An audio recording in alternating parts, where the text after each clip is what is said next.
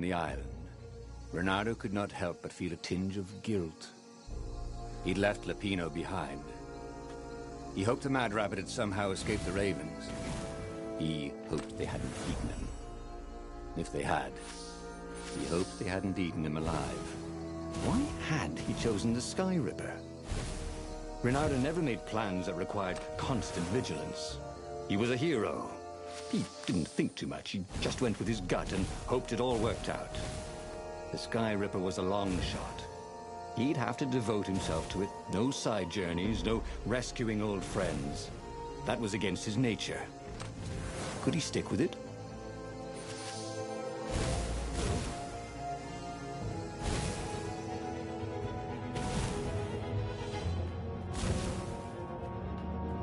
I'll just have a dash, thought Reynardo.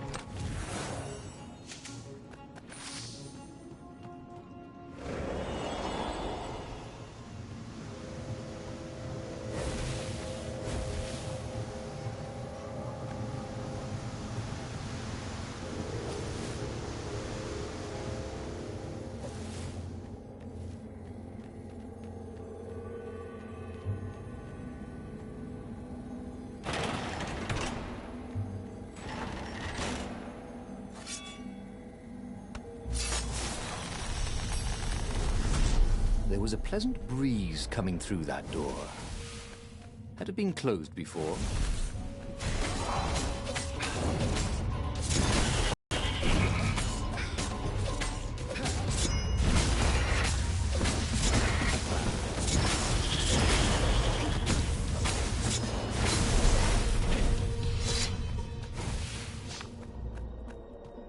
That had been his mistake before.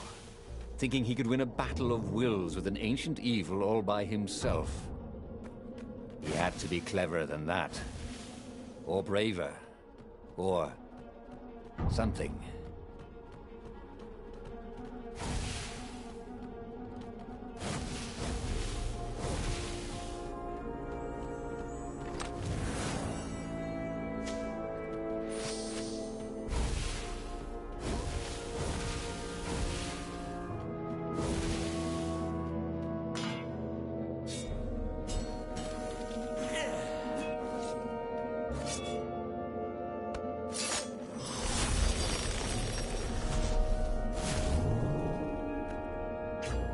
There was a sign. Take the goat across first.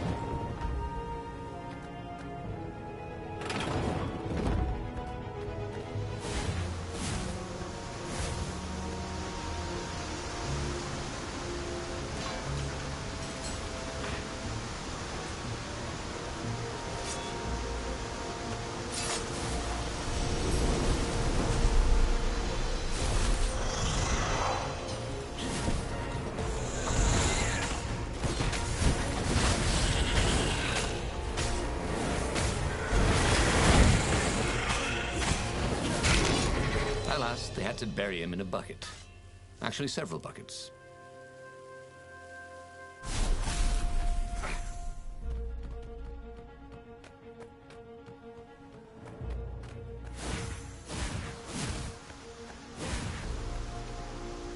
You guys ever wonder why the Imperial Ravens are always hiring?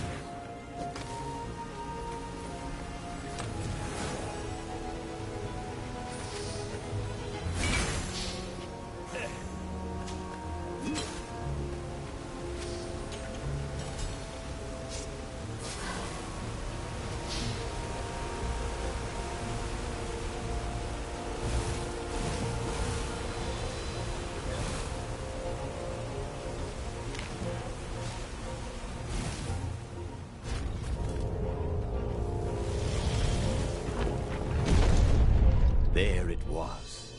Skyripper's armature. The stuff that dreams are made of. Engineers' dreams, anyway. The device was intricate. No one alive had the skill to make a thing like it. How was it part of a weapon at all? He'd have to ask a scientist. But first, he'd get the second piece. Skyripper had a heart. A core that had come to rest on the next island. Well, there was another island he could reach.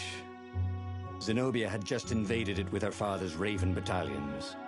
She must be encamped there still. But fighting Zenobia now, that made no sense at all.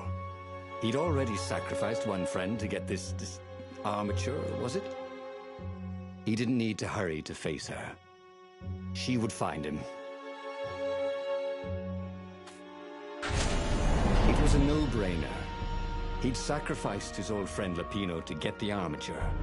And the armature was useless by itself, only a series of coils and wheels. War demanded sacrifices, and he would make more before the end. He would have to choose the greatest good no matter how much it cost him. Zenobia. Well, he would see her sooner or later, across a battlefield or a sword's point before all this was over. He was sure of that. The power was in the core. Obviously, he had to get the core.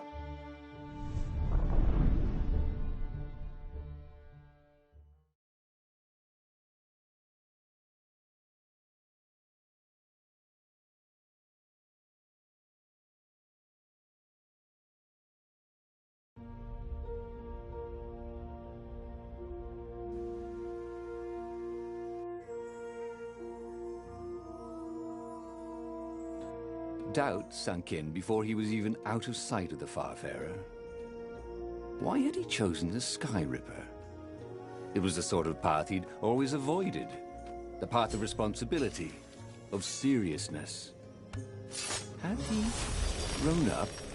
He didn't feel grown up. He'd made this decision from his gut, like he always did. Somehow, he'd impulsively decided to stop being impulsive. Did that make any sense?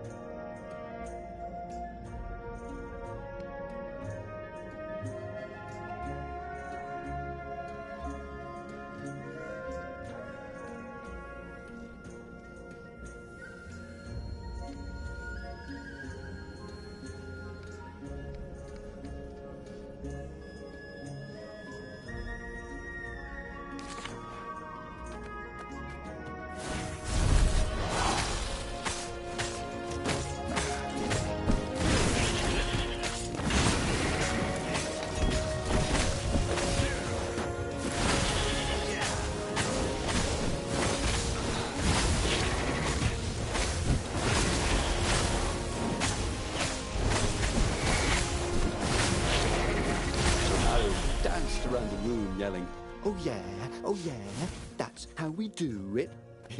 it was something he liked to do, but only after he'd killed all the witnesses.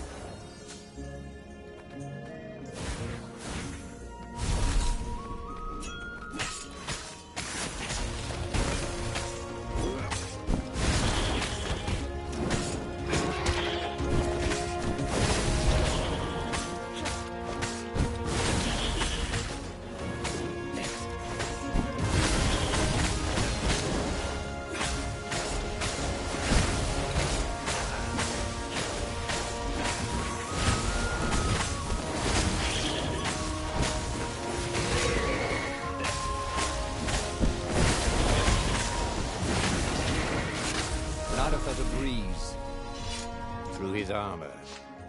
Oh dear, that wasn't good.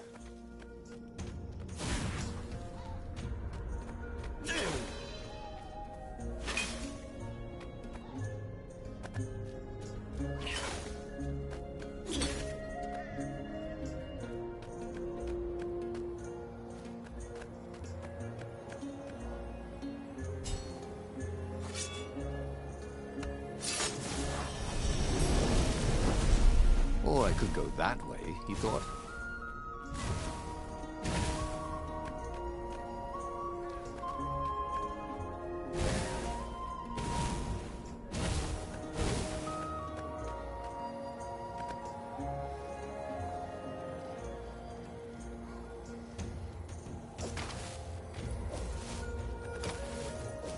You almost never saw wild gogglers together like this. The toads had to train them not to peck each other to death. So these had to be imperial gogglers. That meant ravens were up ahead. Building these platforms was so expensive, they'd run out of budget for guardrails.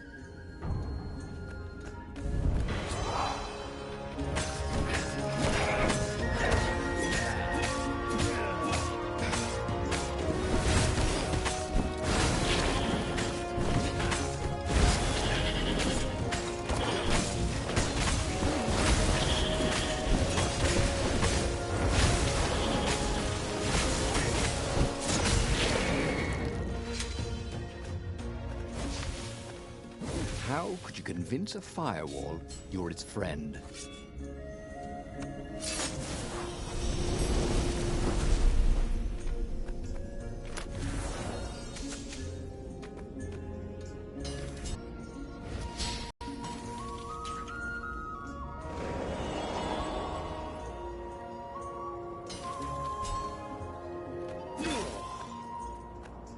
There were fewer and fewer trees.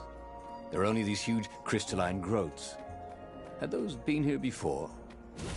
He no longer heard birds except for the feverish cawing of the ravens when they attacked. He couldn't smell the small animals of the forest, the mice and rabbits. Where had they gone? And he was getting hungry too. This was an unhealthy place to be.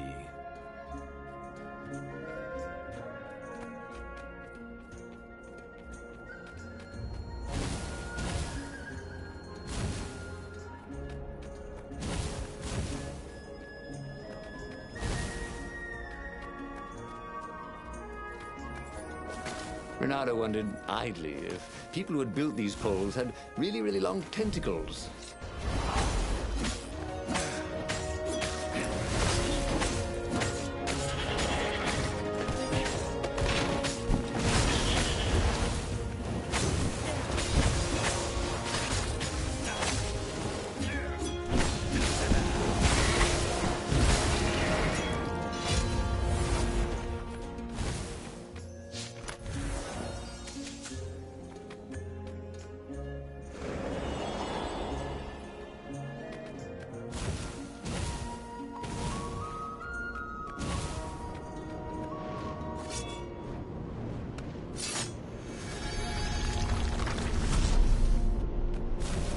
Of course there was a puzzle. You couldn't expect the transcendent Emperor to bury a god's eye in a leather sack where anyone could pick it up.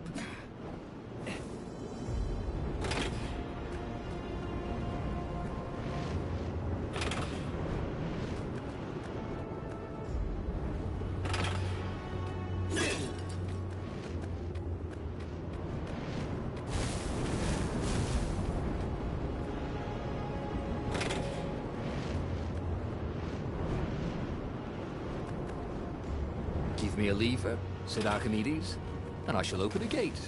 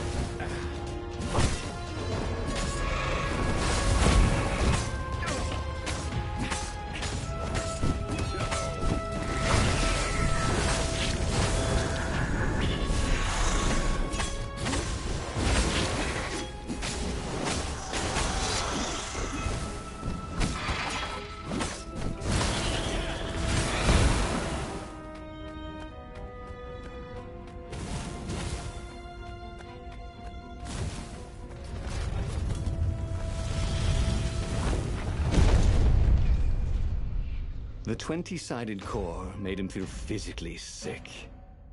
Once he had sneaked into a temple of the dark art, and he hadn't liked what he smelt and saw there. This felt like that. As quick as he could, he wrangled the icosahedron into the armature. The wheels began to spin, then glow. The sick feeling quickly spun away. Now he only felt sad. He had lost good friends for this war apparatus. He carried his prize back to the Farfarer. Now, he had to make his next move. There was a key Imperial outpost on the Nexus.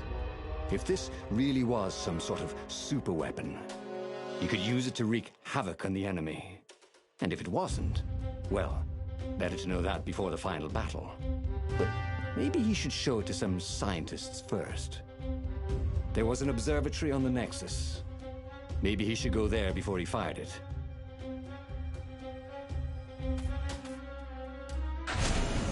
Well, of course. If you've just assembled a weapon out of legend that can exile gods from the world, you'd want to have a scientist or two look at it.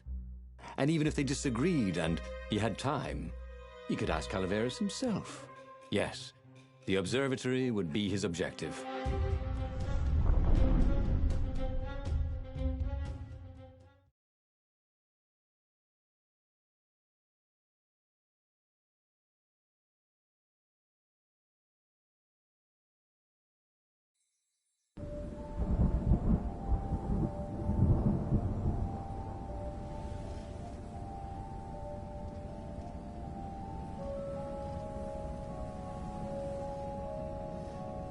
Why had the parts of the Sky Ripper only surfaced now, thousands of years after the Transcendent Emperor had dismantled it?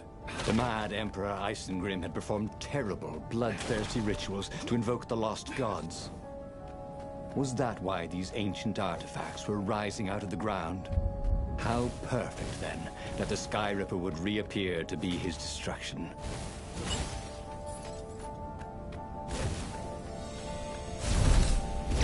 You!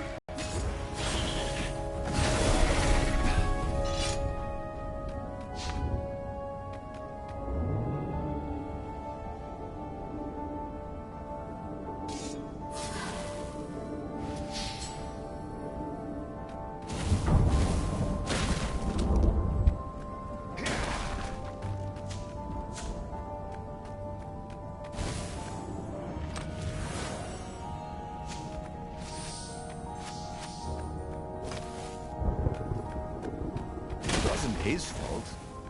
They looked so breakable.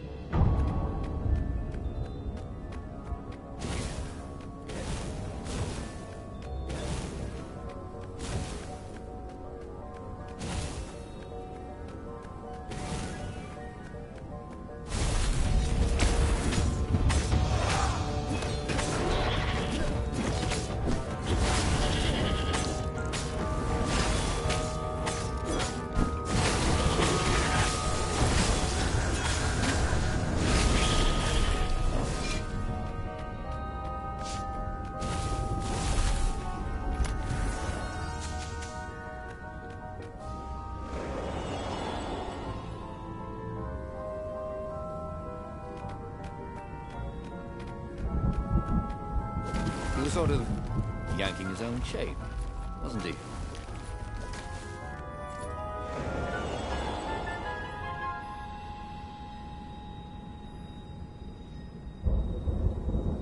A legendary weapon was exactly what the rebellion needed. They were outnumbered.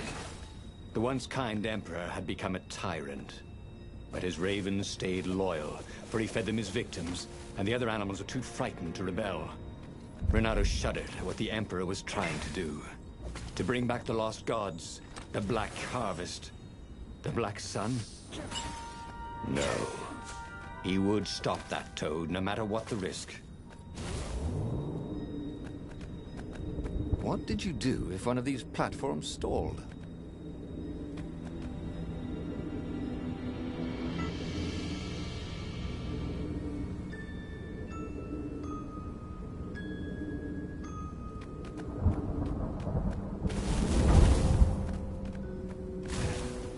The Nexus Observatory had the Empire's most renowned scientists, working by themselves without interference. At least, so far.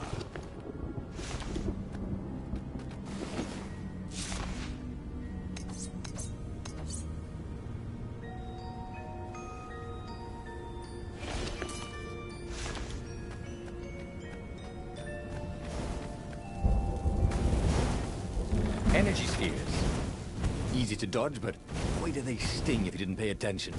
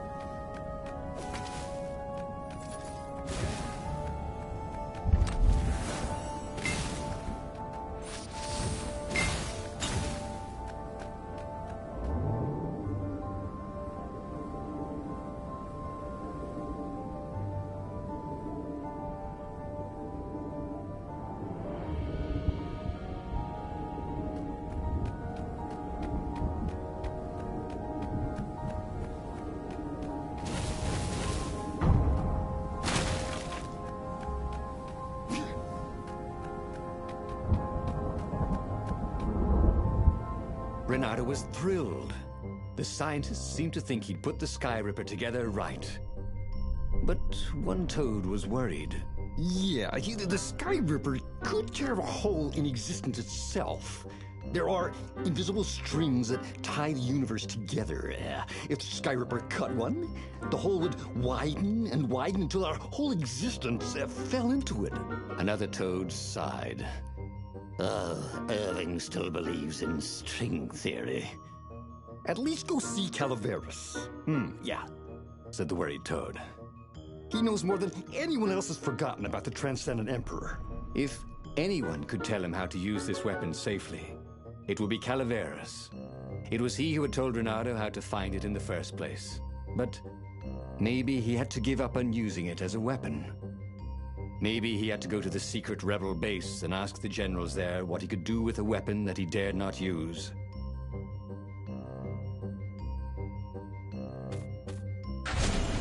Well, he should have known he'd have to consult Calaveras again. The scientists at the observatory were smart enough. But what did they know of the Transcendent Emperor? He hoped it wouldn't delay him too long. The rebels had scheduled the final battle soon. Every day they delayed risked the exposure of the secret base. And some soldiers were already drifting back to their homes and families. Calaveras would fix the Sky Ripper for him, and then he would win the final battle.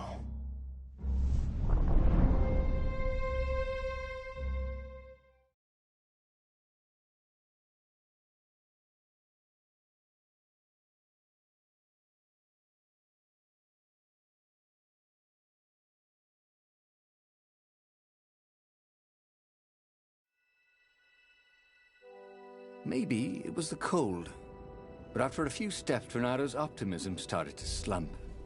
What if Calaveras couldn't help? Did Renado dare use the Sky Ripper? Oh, he hated that he had chosen this path. It was so much simpler to rescue friends and attack enemies, even if some of those friends were more trouble than his enemies.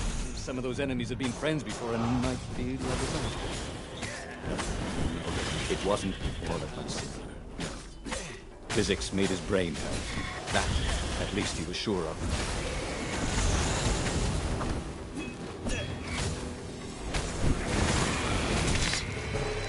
I can't be dying, he thought.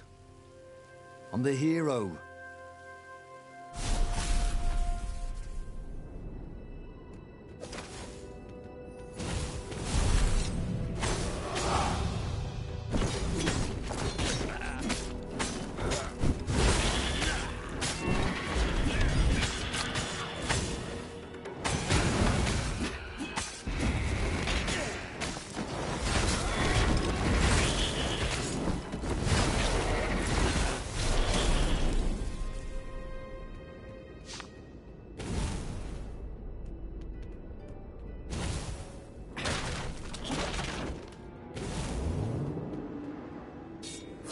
This is quite the view, he thought.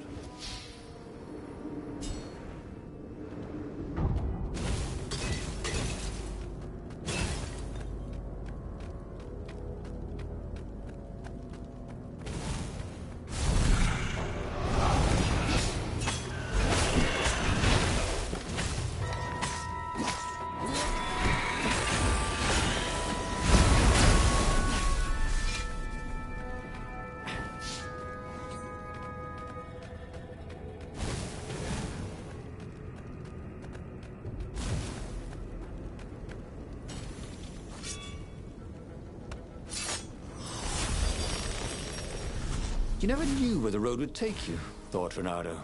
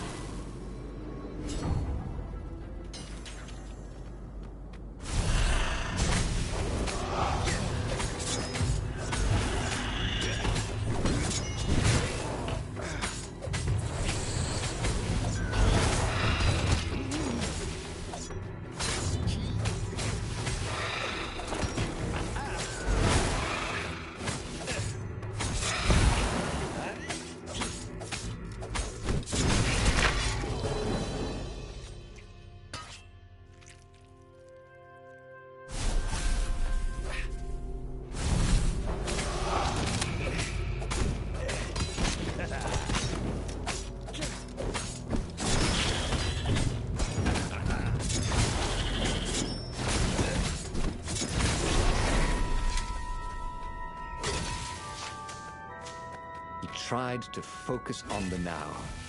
The ravens who seemed everywhere all the time. Where did they hatch from? Were there giant raven hatcheries somewhere, or did they have families? Ooh, he didn't want to think about raven mummies raising their darling raven chicks. Yeah, Calaveras would help. He would make Renado feel better about using the Sky Ripper. And then Renado wouldn't have to worry about ravens ever again.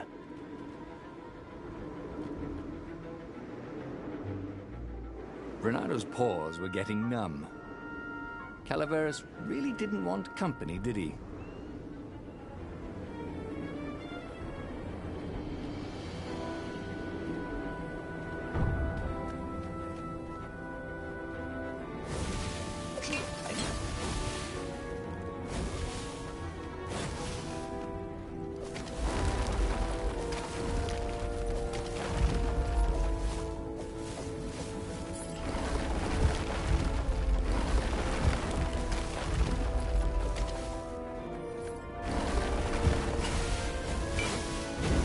Sometimes, Renata really hated inanimate objects.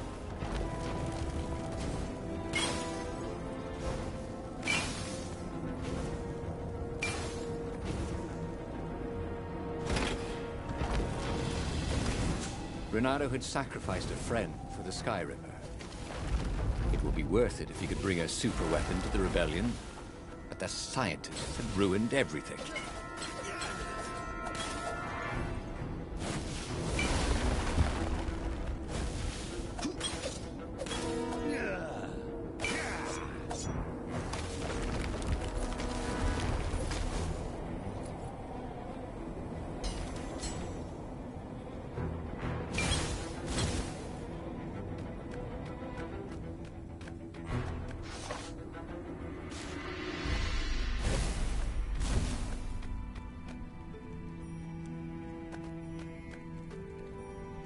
Calaveras had never let him down. Yeah, of course I can make it work better. But when Renato explained about the strings, Calaveras grew thoughtful. Oh, strings, you say? Well, the Arcana do speak of the ties that bind the world. He drew many intricate symbols in the dirt. Yeah, so, according to my calculations, each time you fire, I'm afraid there's a 1 in 120 chance you'll destroy the universe. That's pretty good odds. That's like rolling, 21 dice and they all come up 6. What are the odds of that? What? No! It's more like 2.716s in a row. Anyway, with those odds, it won't happen if I use it just once. What? No. That's so not right. Look, each time you use it... Okay, look. Just don't use it ever. At all, okay? All right, I guess. As he sailed away from the mountains, Renato could see clouds darkening. Rain? No. Ships. Imperial ships, swarming thick as bees. This was it. The big battle. They could not afford to lose this one. What if it did not go well? What if he had to use the Sky Ripper? Could he gamble the universe? On the other hand, what were the odds of rolling 21 sixes in a row?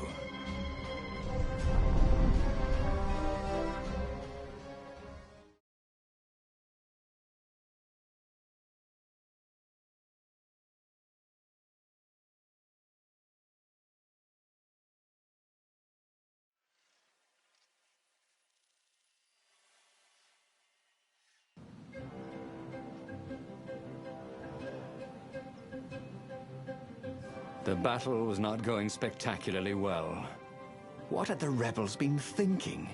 They'd been thinking he would bring the Sky Ripper, or the Iblis Stone, or that he'd sideline Zenobia somehow, or turn her.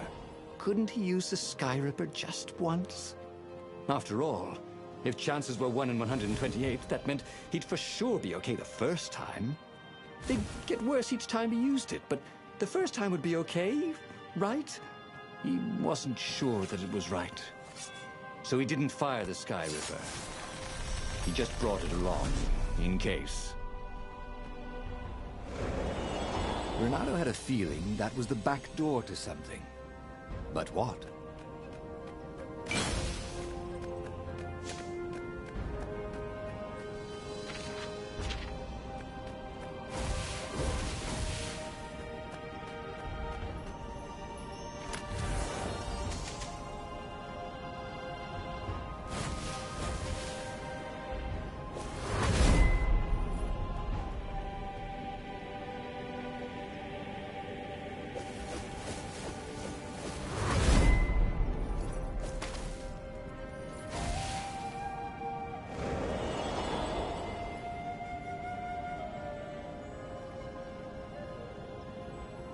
Someone had told him the odds didn't change just because you'd had a streak of good luck.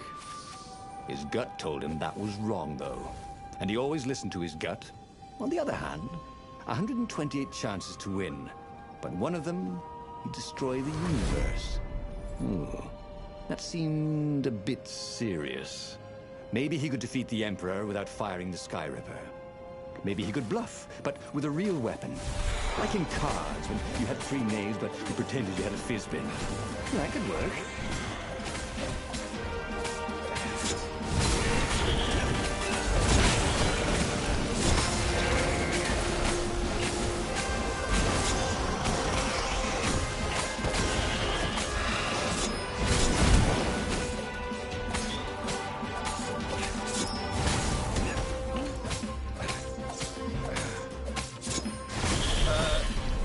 Please?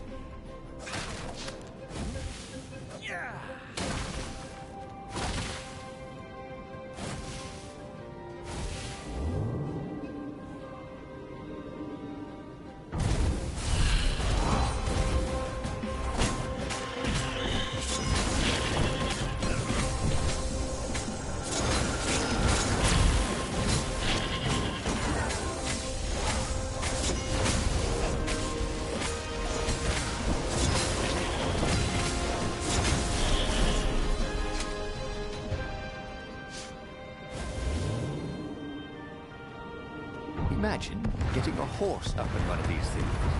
It would be cursing a blue streak.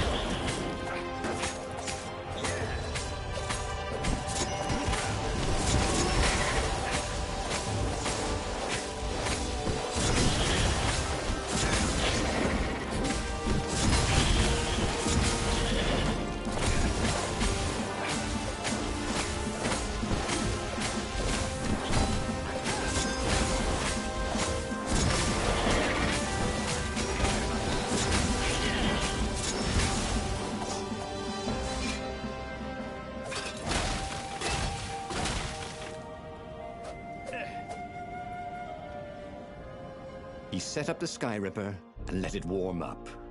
He would bluff if he had to. Zenobia came out, flanked by a very daunting platoon of ravens. You won't actually use that, she said in that annoying, I know everything because I'm a cat and you know nothing because you're just a fox voice she had. Or I know the odds. Good, because there's a real chance you could destroy the universe. No, not the first time I use it. The odds are too low. What? No? Yeah, sure. The first time, the odds are practically nothing. They only go up if I use it a bunch more times. No, but that's not how odds work. Didn't you pay attention in class? Now surrender, or I'll use it. Just once, he said. Don't. He felt sure the odds were with him. You have to go with his gut. That's what heroes do. Fire, he said. Please? The Sky Ripper fired. With a tremendous whoosh, the Emperor's flagship went up in flames. It was awesome. Then he noticed. There was a hole in the air. A blackness, like a tear in a parchment. Wind was blowing into it, widening it. It grew larger, and even larger. Crates fell upwards into it, and the world itself seemed bent, like the reflection on a curved mirror, as it poured into the ravenous hole. 1 in 128. What are the odds?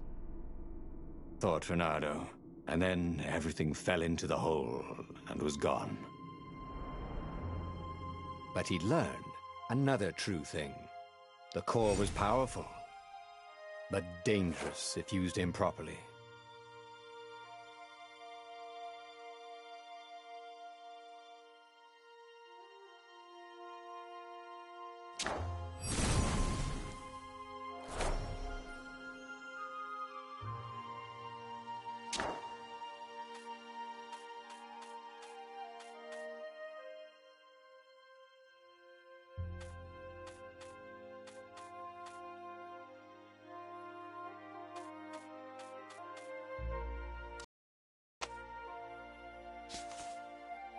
There would be a way to win.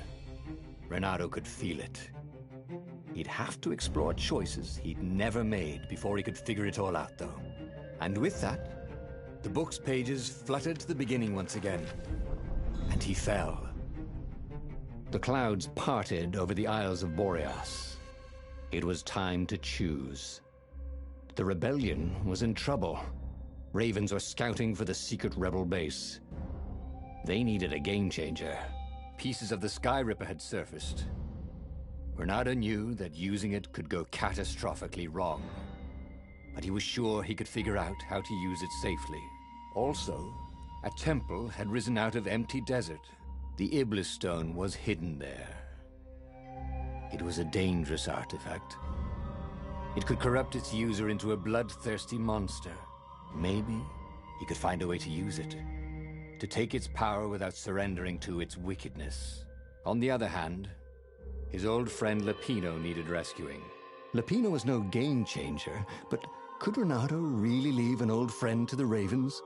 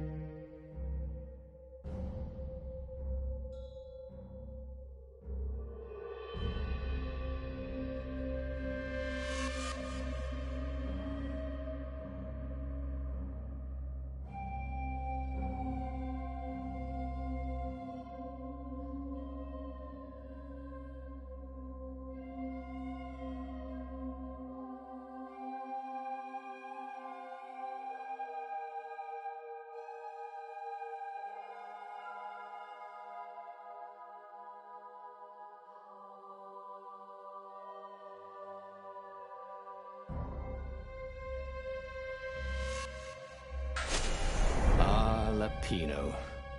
Apparently, the Mad Rabbit had sold a Pegasus that he did not exactly own. Lapino always wiggled out of trouble, given time. But he was out of time. The Ravens had figured out that Lapino was a rebel spy. If the fleet reached him first, they'd string him up for that. Never mind the winged horse.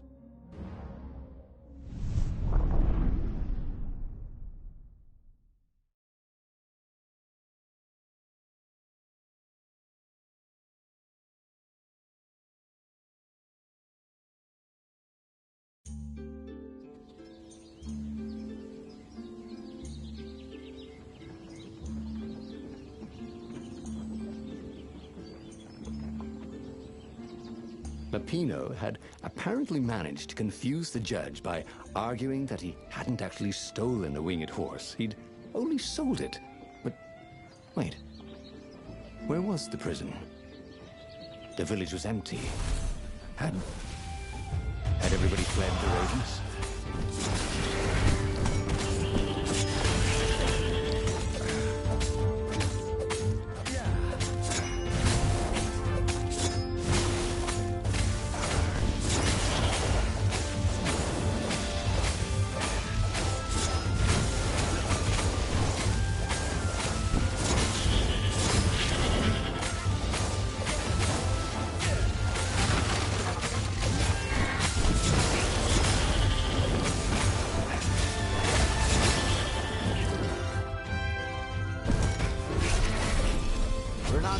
The Ravens had taken the town.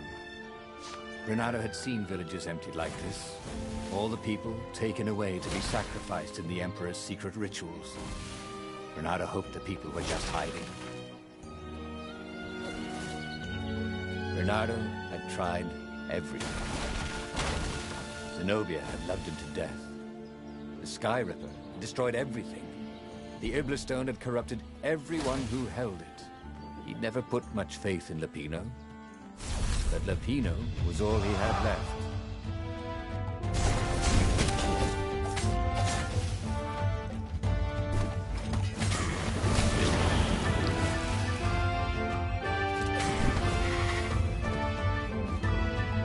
I think this is yours, said Renato. But he couldn't hear his enemy's answer.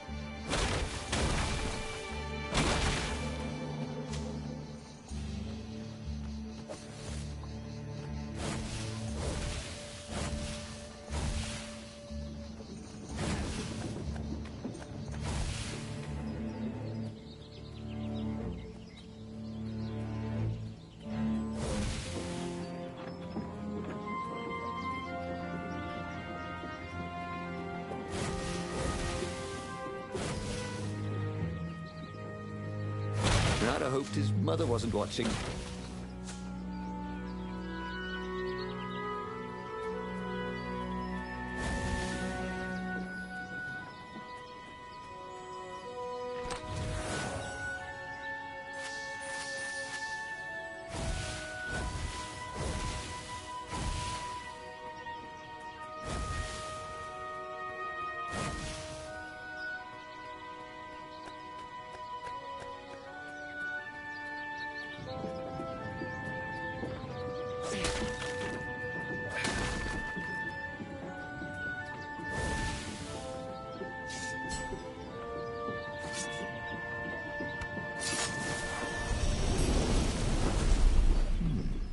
He hadn't noticed that path before.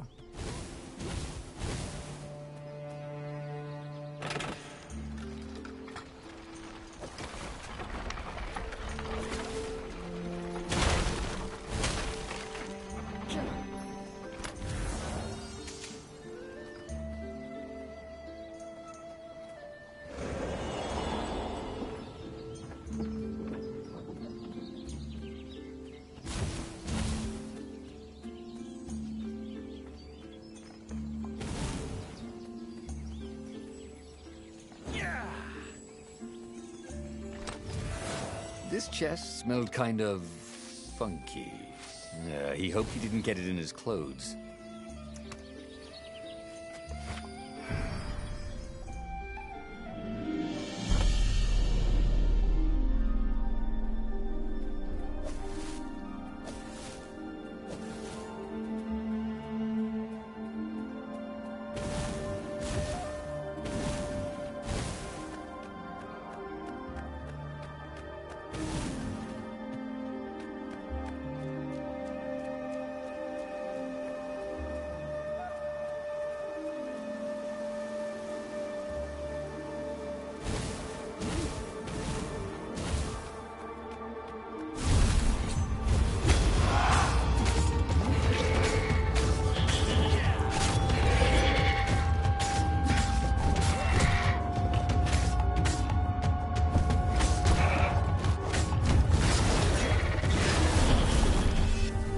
Ravens were landing everywhere.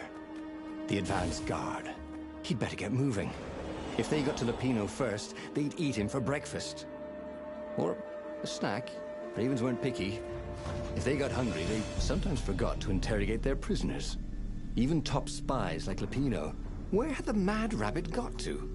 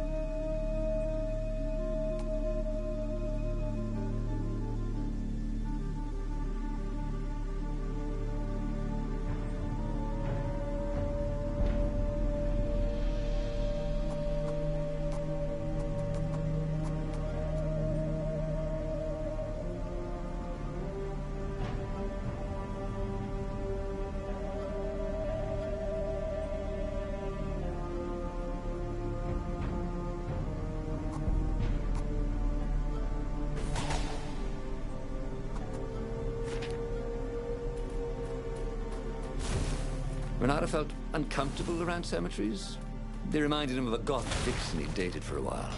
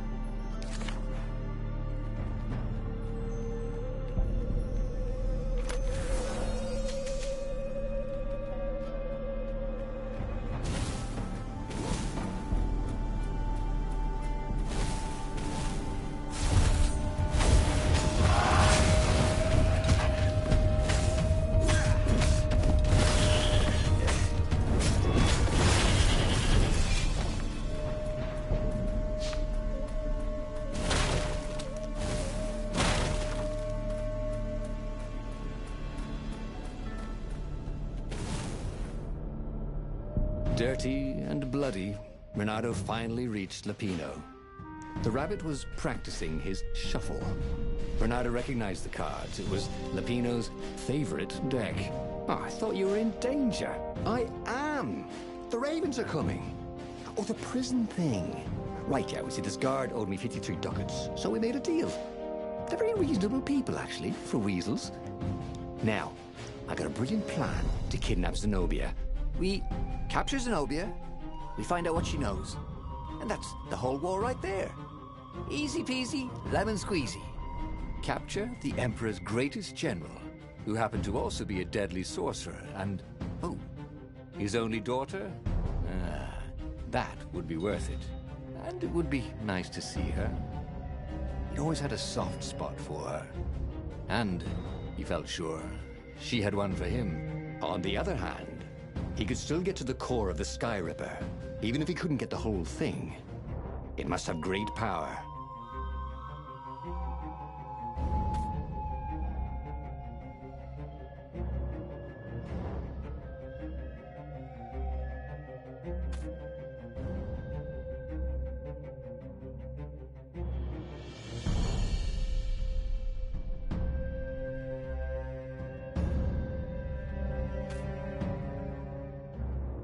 To make the Sky Ripper, the Transcendent Emperor had wrapped an armature around the eye of a god. Bernardo had already let that armature slip away to save Lapino's life. But even its core, the eye torn from a god, surely they could fashion a great weapon from that. The core of the Sky Ripper? Lapino's excited. That's an actual thing that we could just go and get. You've been busy. He sure had. Renato told him all the things he'd been up to. Soon they got to talking about old times, about wages they'd won and lost, and scrapes they'd barely got out of. It was good to be back with his friend. True, the core was capable of terrible, uncontrollable destruction. But this time, he was sure it would work great.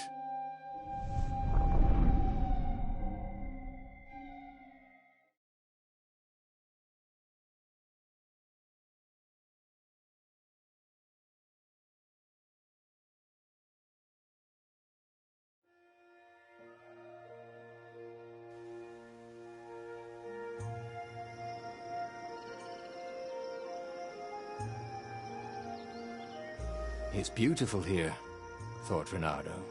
He was thrilled to be back with his old war buddy. He'd missed the mad rabbit, but something was not quite right.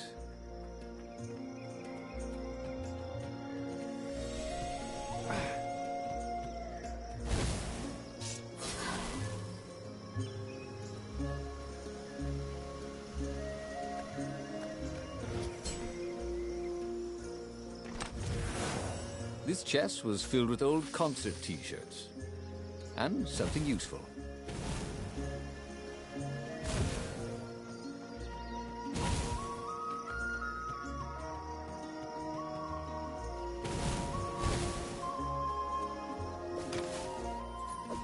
Ah, Zenobia.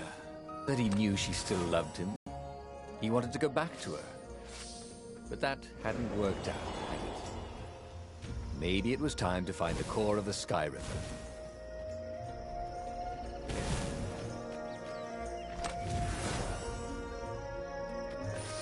Renato had a lot of crafting materials. Now all he needed was a crafting bench.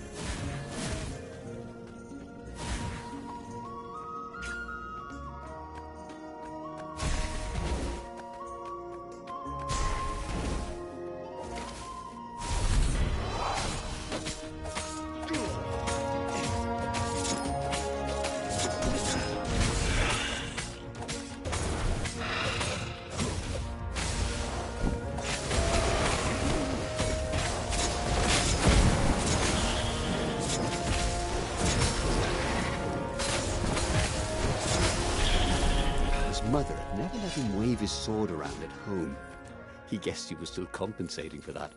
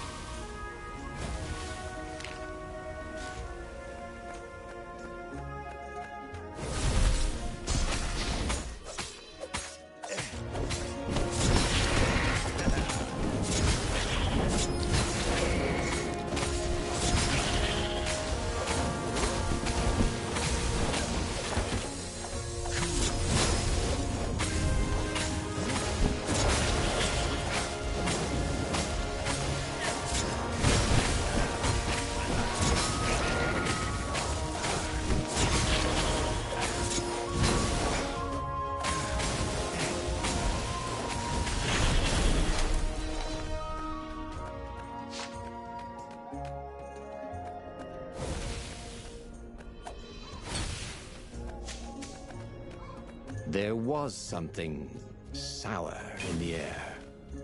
Like the earth had ruptured over something that had been fermenting for a very long time.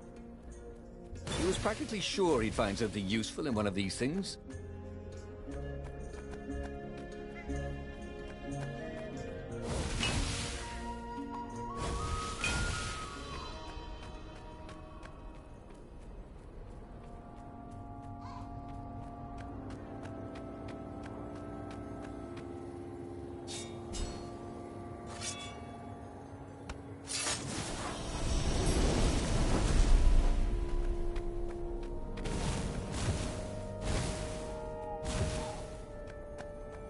You almost never saw wild gogglers together like this.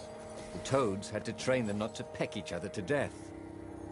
So these had to be Imperial gogglers. That meant ravens were up ahead.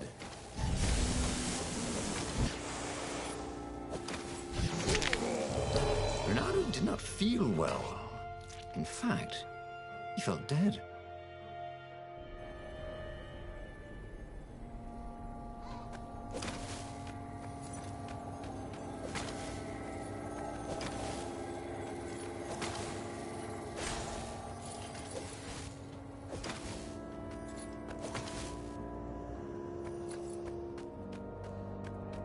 Renato felt wrong all over.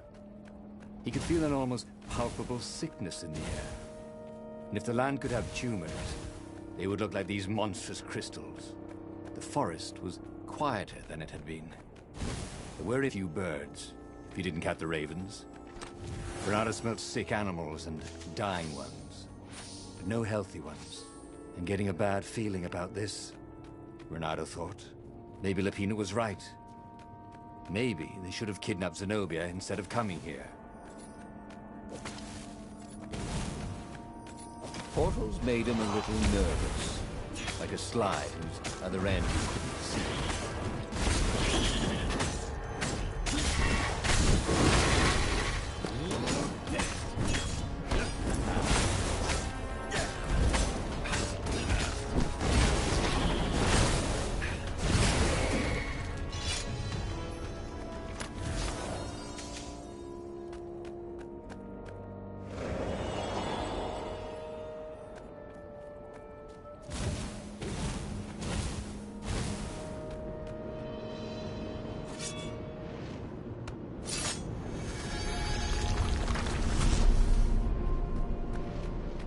The thing about puzzles was, once you solved one, you knew how to solve it again. Puzzles had no, what was the word? Replayability? Renato wondered if you could design a puzzle that would be different every time you played with it. Wouldn't that be fun?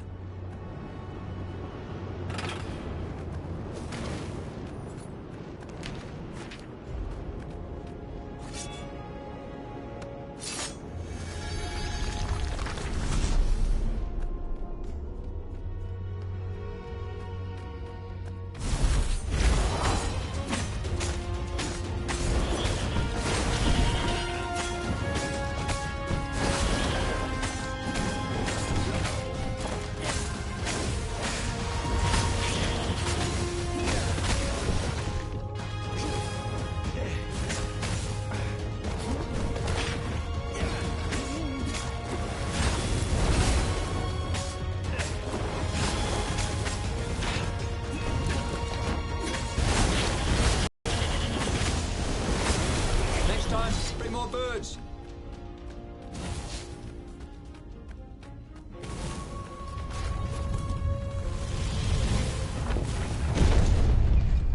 As he held the radiant icosahedron, Renato felt queasy, like dozens of tiny worms were nibbling his insides. It wasn't healthy to be so close to the eye of a god. How could he use it? He could take it to the observatory. The scientists there could tell him how to harness its ancient power. But honestly, Renato ached to get away from it. He brought the core back with him to the Farfarer. But honestly, Renato ached to be rid of it. Tell you what, said Lupino. I'll take it to the observatory. You attack the Imperial outpost. The Imperial outpost was a vital communications node. Taking it could shatter the Empire's ability to coordinate. And it would be full of secret plans and maps and maybe even rebel prisoners. It was a good target for a hero like Renato. But what if Lupino lost the core to the Empire? That could be a good thing, couldn't it? Was Renato ready to take that risk?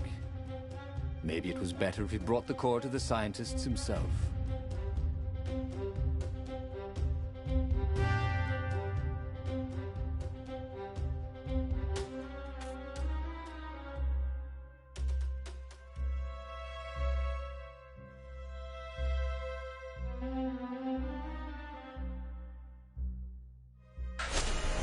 Trust me, Renato, you won't regret this.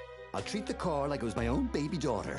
As the Farfarer dived towards the Nexus, Lupino was jumping up and down with excitement. "Stop rabbiting around," Renato said. Lupino just stared at him. The moment the ship landed, Lupino leapt off the ship.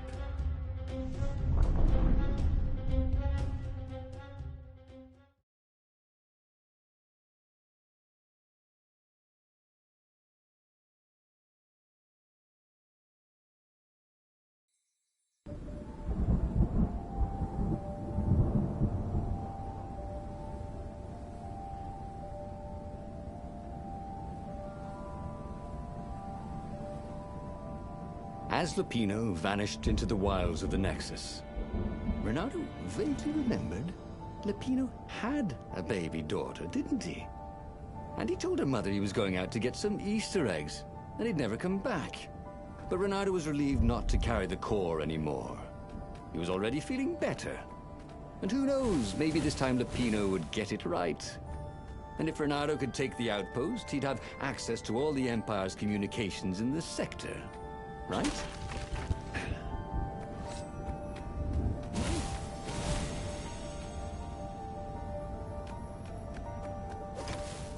Once, he'd found a Superman issue #1 in mint condition in a jar he'd broken. He planned to keep breaking things until he had the whole series.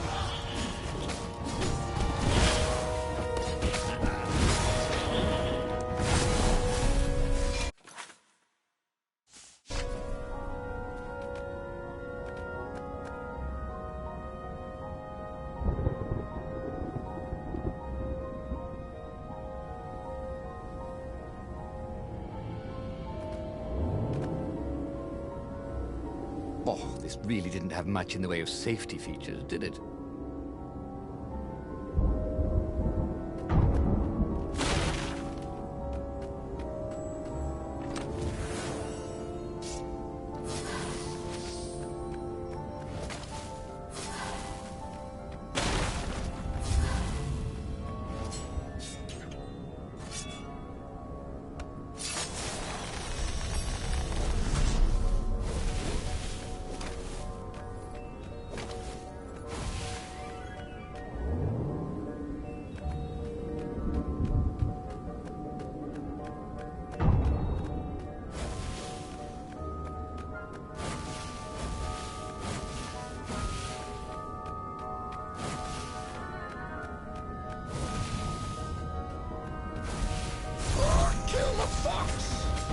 The Ravens.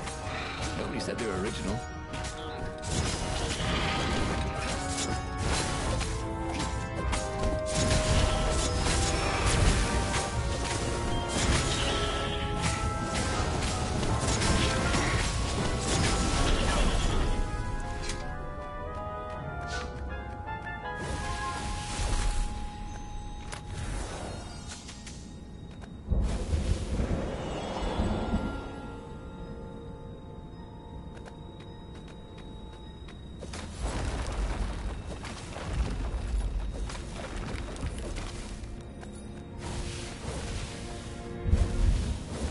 Renato caught his breath. His joints still hurt, but he couldn't feel the poison in his system anymore. He'd let the armature slip out of his hands to save his friend Lupino. Of course he had to let Lupino take the core. The rebellion needed every man doing his duty. And the rabbit would be no good taking on an Imperial outpost, right?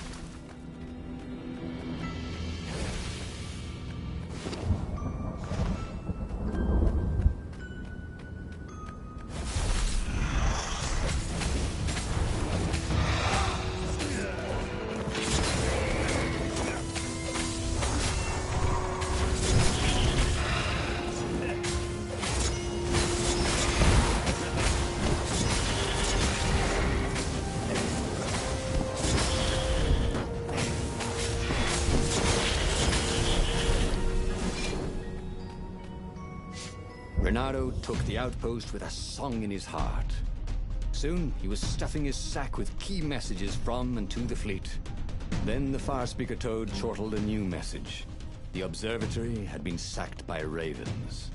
Lupino and all the scientists had been taken to the mountains. Why?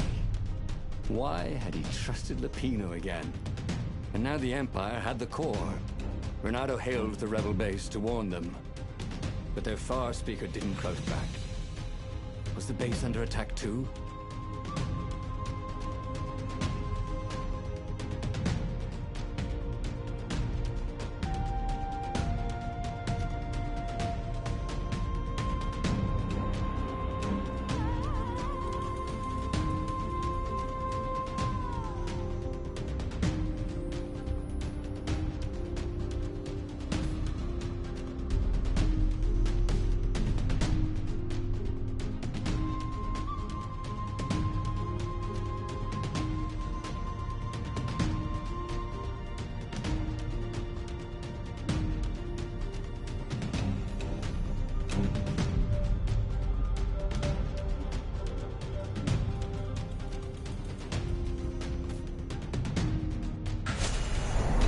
What was going on at the base. But he knew what the ravens would do to Lupino if Renato didn't rescue him fast. What are old friends for, if not to need rescuing every few days?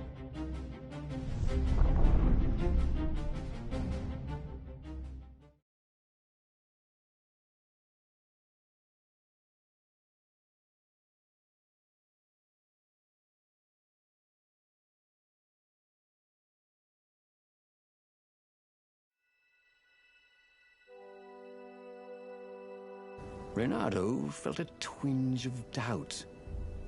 Should he have gone to the base? No. Logically, wherever they'd taken Lupino was probably where they took the core, right? Oh, why couldn't Lupino have just for once not got himself captured? Was that too much to ask? He shouldn't be too hard on the rabbit. No, he meant well, and he was insanely brave. You had to admire that.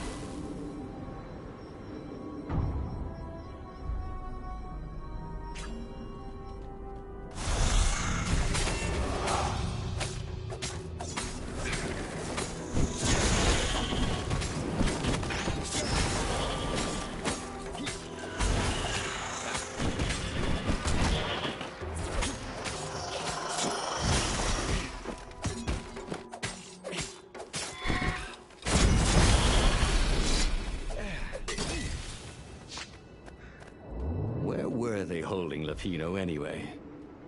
There was no sign of him or the ravens who'd captured him. Just rocks and snow and the usual scouts. No sign of the core either. Was this a wild rabbit chase? Oh, just Lupino to screw up even getting captured. But what was this rebellion for anyway? Well, Lupino was a useless goof. But he was a friend. If friends didn't matter anymore, what was the point of winning this war?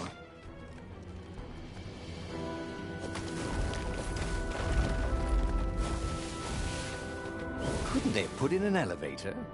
Or a giant eagle? Something.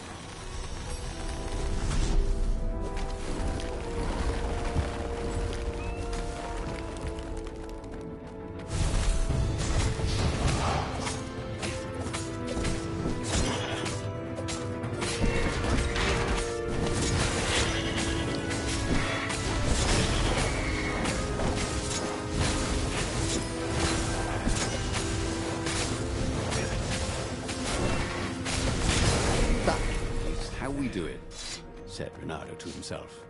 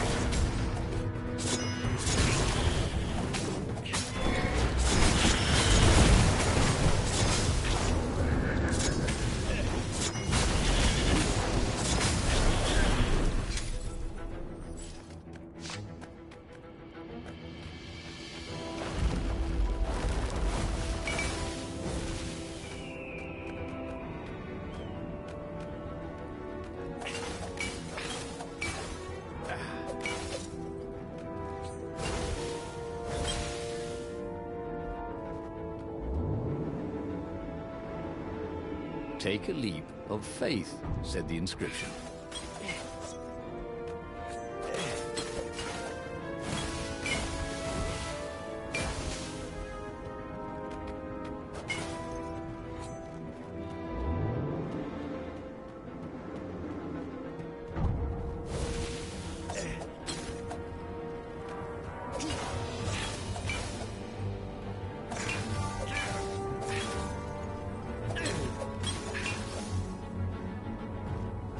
Healing fruits were great, but you could never get the stains out.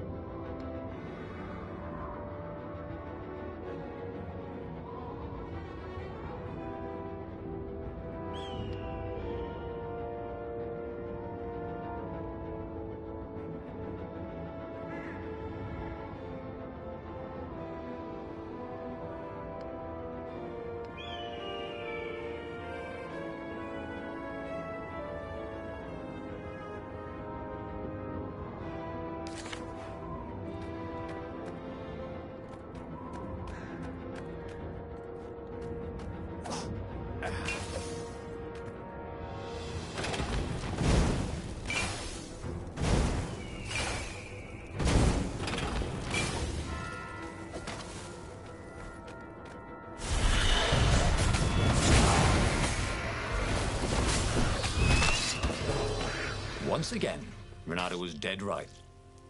Or actually just dead.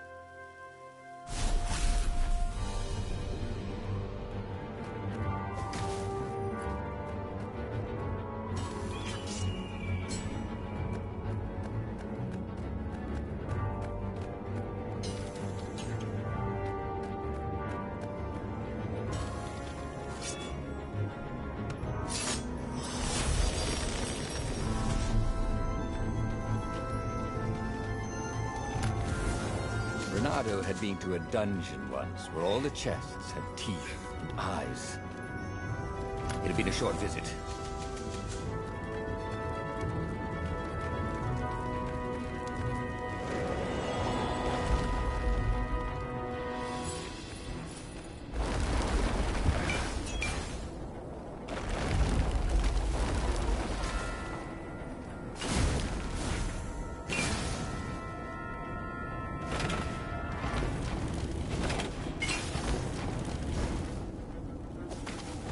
The rebellion would soon be engaging the Imperial fleet in a desperate battle. All Renato had done was save a friend. It didn't feel as good as he'd hoped.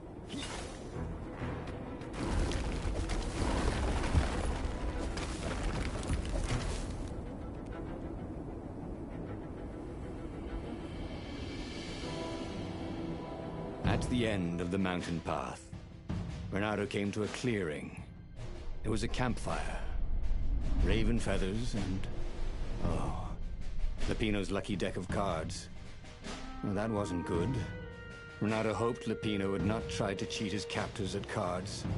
Ravens were much better than weasels at counting, and they had a very poor sense of humor. Then, he saw what he had hoped never to see. Fresh scraps of rabbit fur. Ragged and bloody. Ravens would eat anything. By Grabthar's hammer! Renato screamed at the sky. I will avenge you! The rebels had assembled their fleet. Ahead, the clouds were dark with Imperial ships. If he could reach the Emperor before the rest of the rebels did, maybe he could settle this without too much bloodshed. He set sail, and the Farfarer shot forward.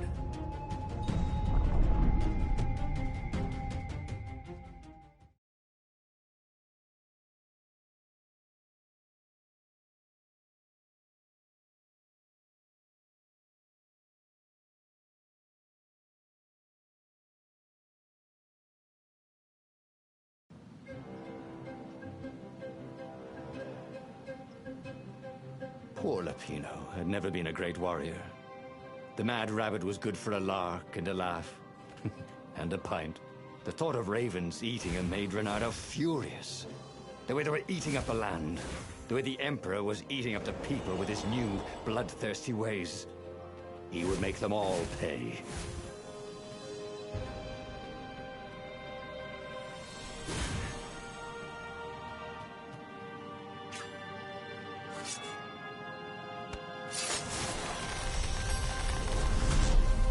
Maybe I should follow.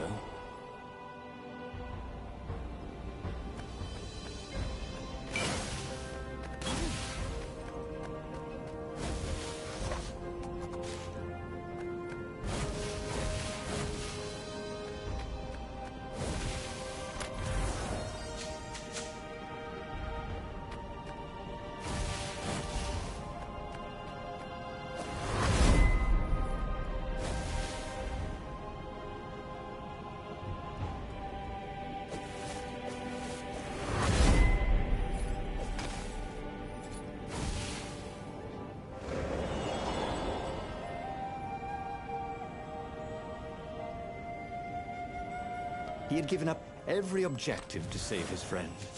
He had given up the armature, the core, the gem, and even Zenobia. He loved Lupino, he realized. And now the rabbit was gone. A hero looks out for his friends, even when they're gone. He would send Lupino an honor guard of ravens to serve him in the halls of the Valiants. He would avenge him.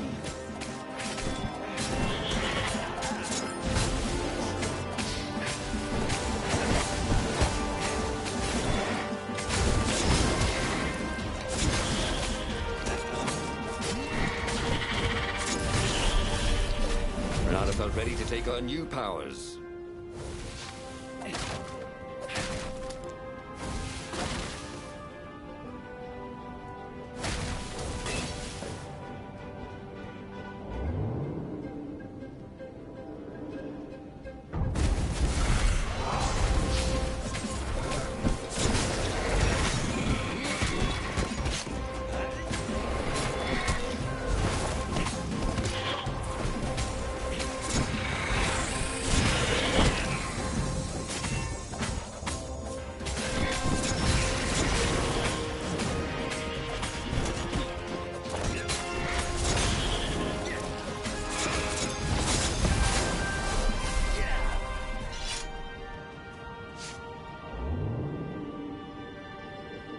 No skateboarding, the sign said.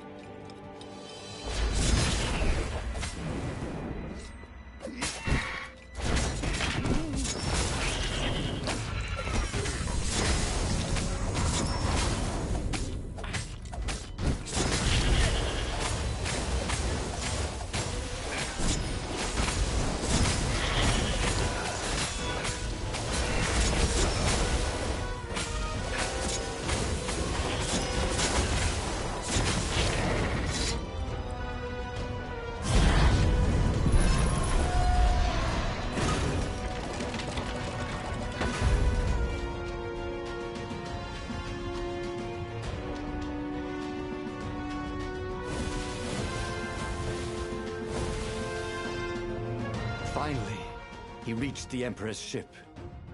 And there was Lapino, surrounded by ravens. He was alive! They'd eaten some other rabbit.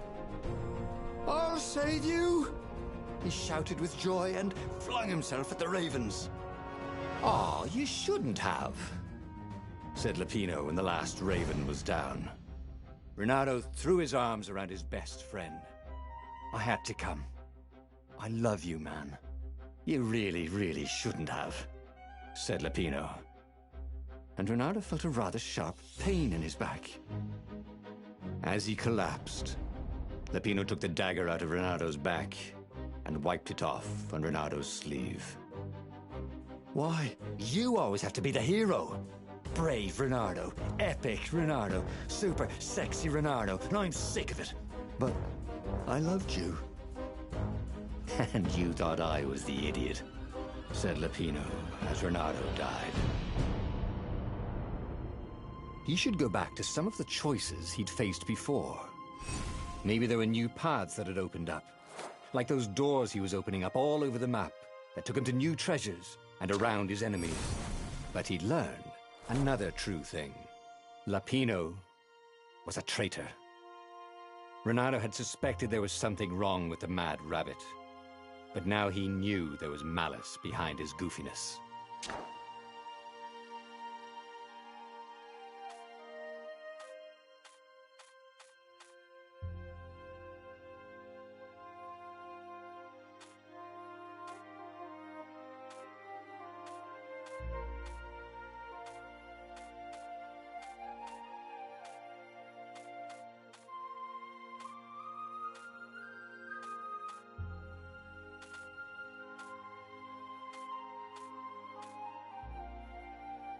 The book's pages fluttered to the beginning once again, faster than before, and he fell.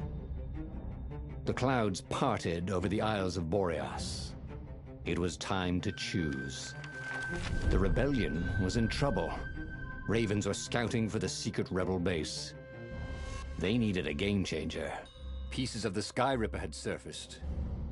Renato knew that using it could go catastrophically wrong, but he was sure he could figure out how to use it safely. Also, a temple had risen out of empty desert. The Iblis stone was hidden there. It was a dangerous artifact. It could corrupt its user into a bloodthirsty monster. Maybe he could find a way to use it, to take its power without surrendering to its wickedness.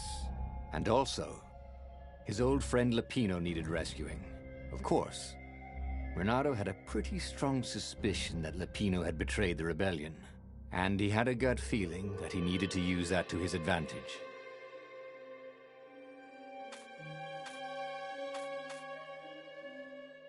Renato finally realized that Lapino was a traitor to the cause, and maybe Renato could use that somehow.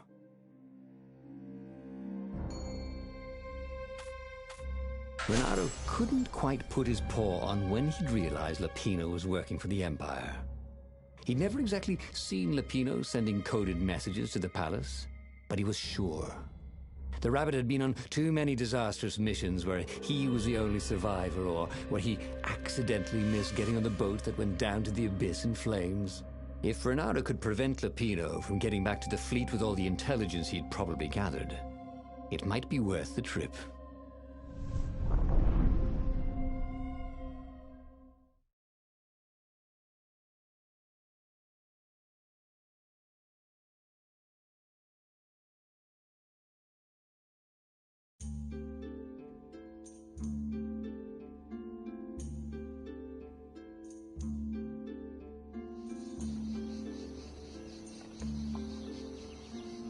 How had they come to this? They'd been on so many adventures together. Lapino had talked Renato out of prison at least 4 times, and Renato had rescued Lapino from at least 2 lynch mobs.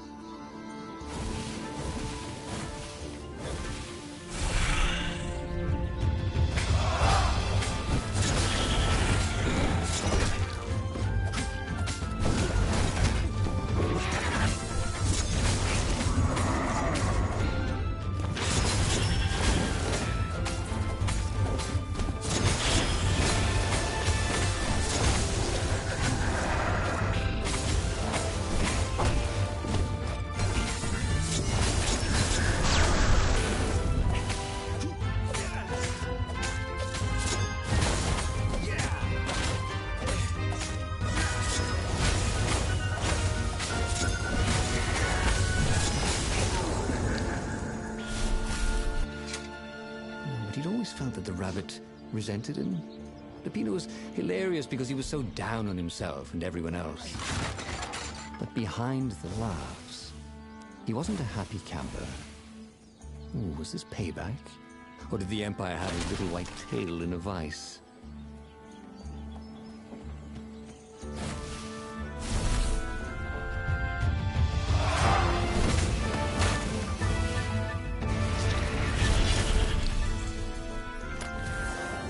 Ooh, sparkly, thought Renato.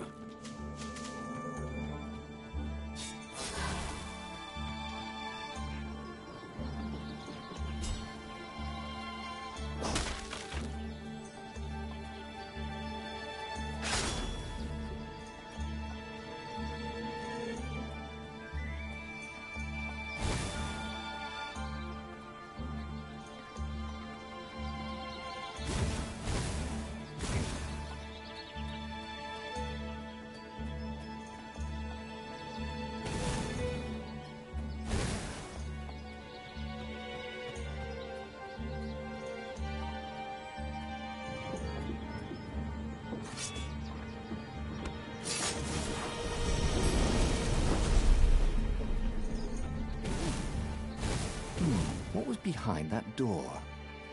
Renato's nose told him there was treasure there. They must have forgotten it in a hurry.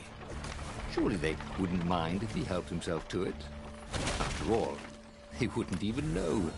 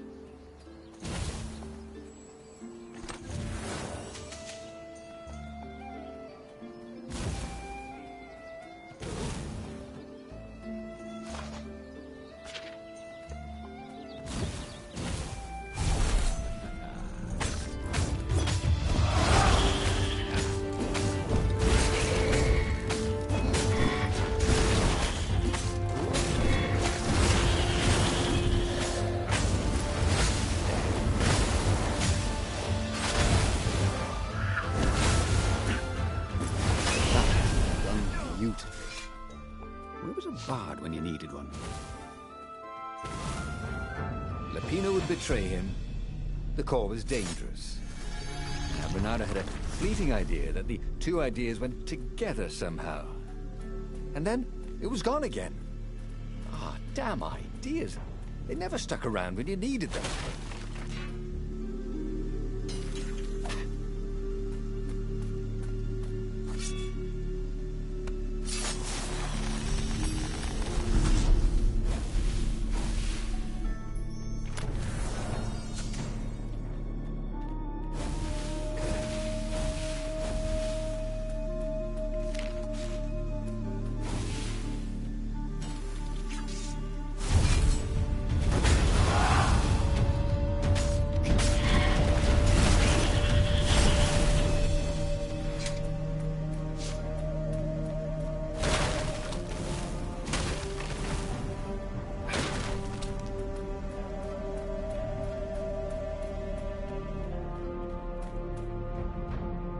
Bloody and exhausted, Renato finally reached Lapino. The rabbit was practicing shuffling his favorite deck. Now that he knew what the rabbit was, there were a few things about him that Renato didn't find so amusing anymore. You sent me an urgent message saying that you're in danger. Oh, I am. The ravens are coming. Now, I got a clever plan to kidnap Zenobia. Renato wanted to clap shackles on the rabbit and shout, "You're a traitor, and I'm not falling for it." But if there was one thing Renato was sure of, it was that the core of the Sky River was dangerous mostly to its user. If he could put it in the Emperor's hands, old Isengrim III might blow himself and his fleet up with it. Yes, that was it.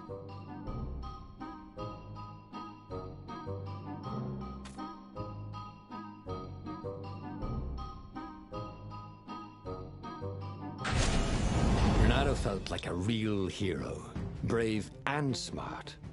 He told the rabbit all about the Sky Ripper's God's Eye core. "I'll go get the core while you attack Zenobia," he told the rabbit. "But wait, I've an even better idea. I'll get the core and you attack Zenobia," said the rabbit. "Right, yeah, that is better," agreed Renato. Perfect. The traitor would make sure the Emperor got the core. Now Renato just needed the Emperor to use the core. If he could only get something that the Emperor wanted very badly. Zenobia. He could save her and bait the Emperor at the same time.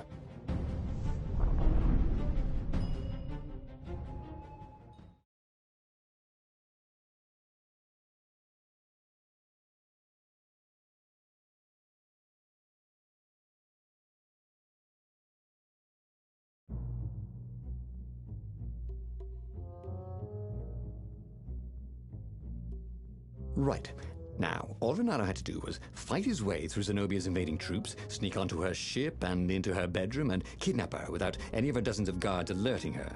Then, he would rely on her love for him to convince her how evil her father was, so she'd run away with him instead of going back to her father, who was going to blow himself up. It did sound a little risky. But Renato had a feeling it would work out somehow.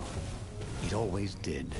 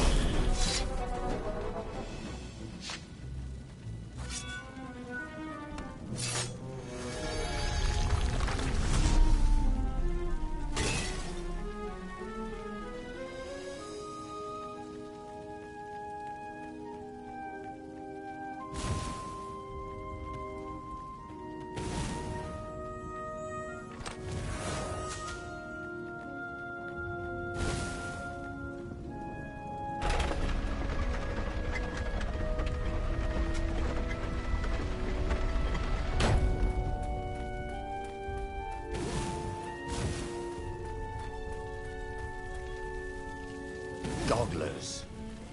Renato hated gogglers. It was almost impossible to sneak past them. If one didn't spot you, another one would.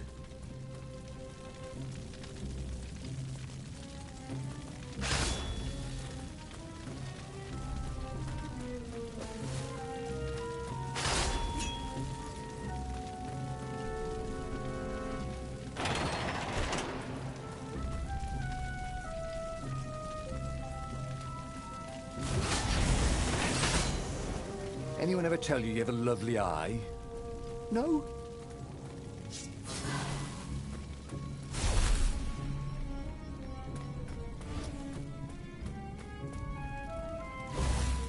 Renato was halfway to Zenobia's encampment when Lapino showed up. He was disheveled and distraught. They jumped us. I barely got away. Oh, they got the core. Ooh, it was all going according to plan, thought Renato. Now he just needed Zenobia on his side. Yes, that was even better. The Iblis Stone. Zenobia could get it. And then the Emperor would have to pursue them. Wait, no. The gem would corrupt anyone, even her. That's it, he thought. Even Lapino. Even though Lapino was already a traitor. It would turn him against his secret master, the Emperor. He would try to make himself Emperor. And the Emperor would have to defend himself with the core. Boom. He was a super genius.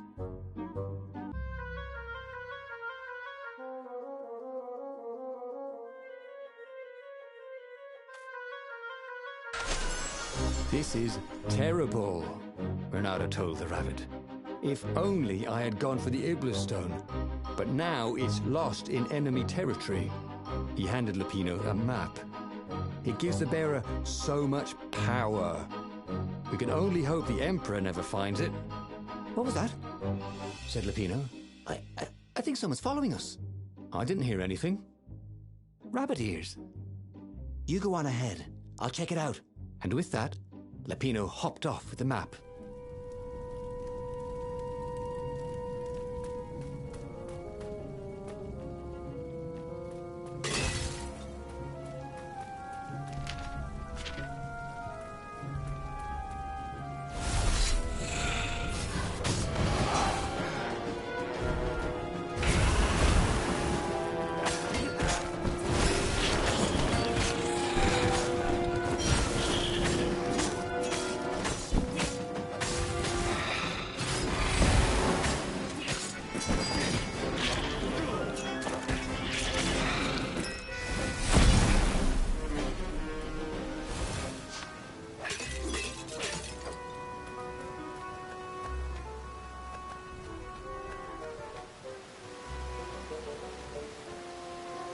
Renato slinked through Zenobia's ship, making no sound at all. She was curled up on her bed. He'd forgotten how beautiful she was, how sleek, how soft. He tapped her on the shoulder with his sword. She was made of smoke, and he noticed he had a very solid blade to his throat. "Did you really think you could capture me?" purred a familiar voice. "I just wanted to chat," said Renato. "Did you ever wonder why the Emperor adopted you? He needs a sacrifice, someone who truly loves him, to make a bargain with the lost gods." "That's a vicious lie. He wants to bring them back." That's crazy. Why would anyone... They could make him immortal, an eater of souls. And with that, her eyes widened. She understood. Renato told her how he had rescued a priest whose order had been massacred, how he had slept in a burnt village. At midnight, the Emperor's victims had come to him in his dreams to tell him of the hideous eldritch rituals they'd been sacrificed in. He could still see those kittens and puppies, their wide, sad eyes, their moist noses. "You can't prove that." "I've got a witness at the observatory."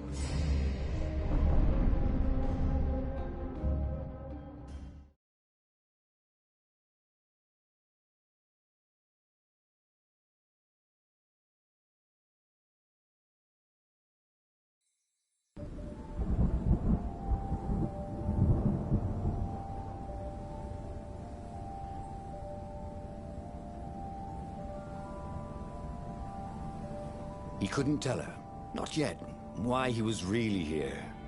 He didn't want her to be anywhere near the fleet when her father blew himself and Lupino up. So he told her about how the Emperor's obscene rituals had raised ancient artifacts out of the land. How he'd followed the appalling trail of the hideous horrors His Majesty had perpetrated for the sake of his own immortality. Any of this ring a bell? He said. He told me it was all lies. You've always known when I was lying. I always hated that about you, said Renato. The rebellion had started after atrocities that the Empire hushed up. Renato had rescued a priest whose order had been massacred for one book. He had slept in a burnt village.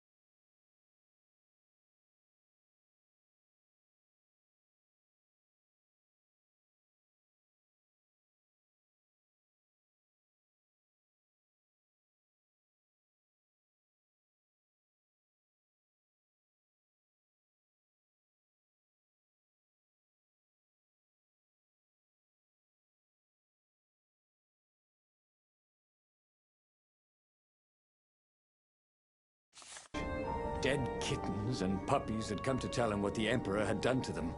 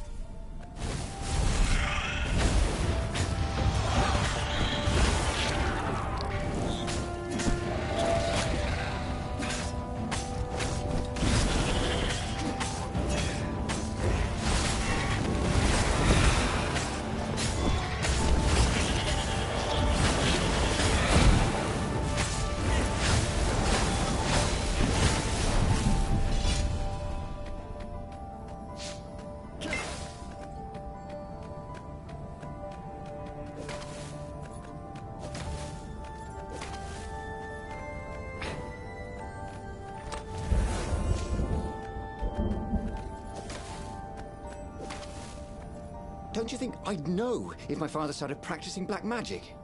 Why? Would you join in? No. I'd destroy his books and I'd... Oh, God.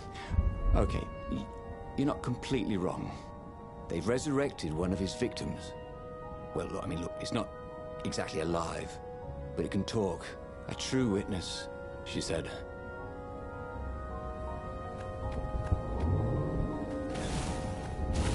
This thing really needed a roof.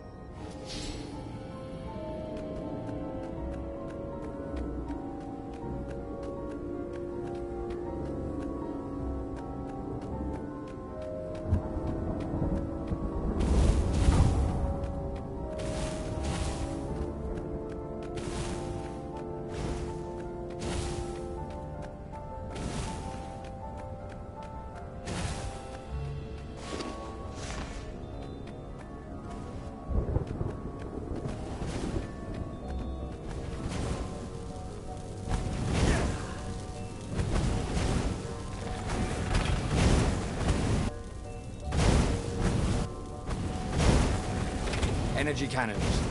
The last argument of kings.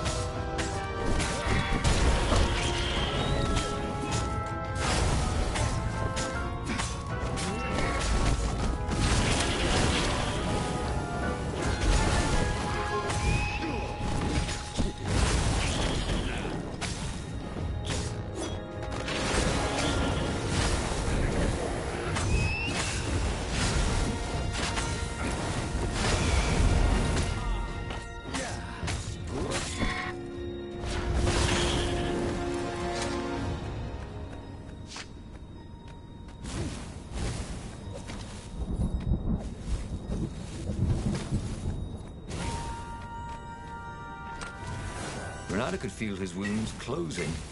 Ooh, we hope nothing else closed up that wasn't supposed to.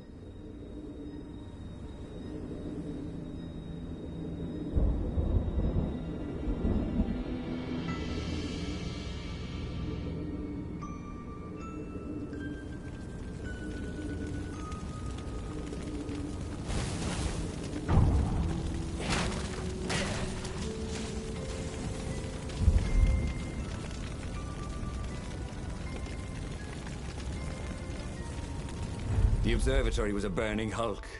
Dead scientists and black feathers everywhere. The Ravens had taken special care to burn the reanimated witness to cinders. Zenobia stared at the carnage. He didn't want me to hear the witness, did he? I guess not. What's your plan? She asked. So, Renato explained his brilliant gambit. Sending Lapino to get the Iblis Stone, become super powerful and corrupted, provoke the Emperor into using the core against him, thus blowing up both of them, and hopefully the fleet too. Let me visit your council, she said, shaken. I want to help. Could he really trust her?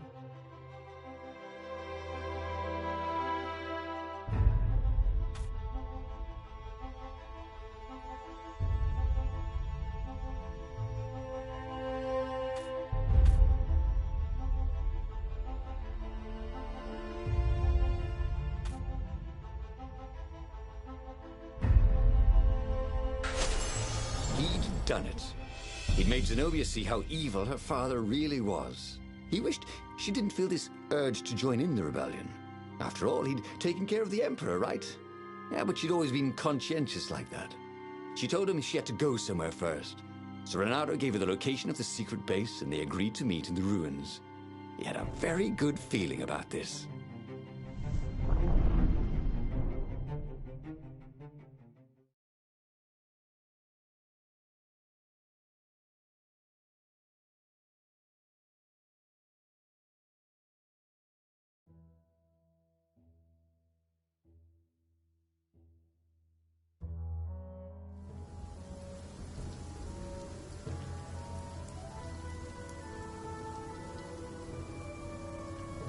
What had Zenobia gone off to do? What was more important than meeting the Rebel Council? Had he made a mistake, sending her to the ruins? No. He knew they could trust each other. He could trust her because she never broke her word. And she could trust him because she could see right through him. Well, she'd probably be there well before him. She at least didn't have to fight her way through rainstorms of ravens.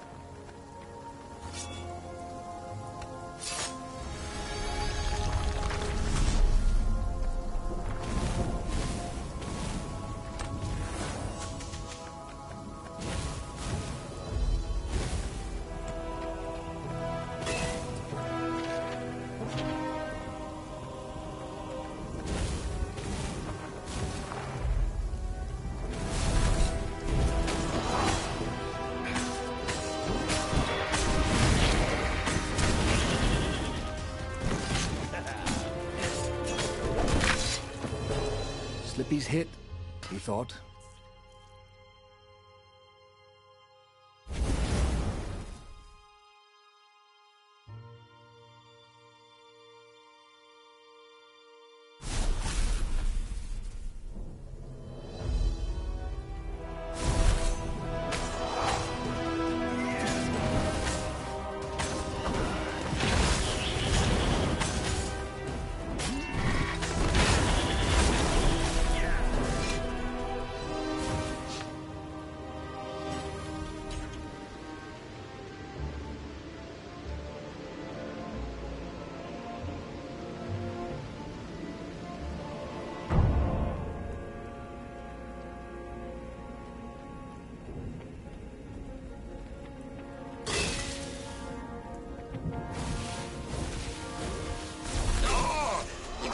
Delicious looking eyeballs!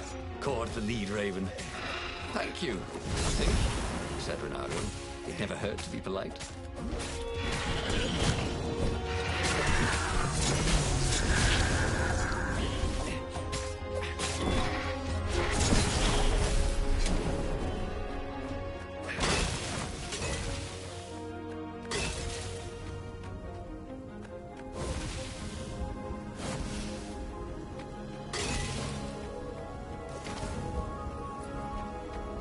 Don't get ahead of yourself, lad.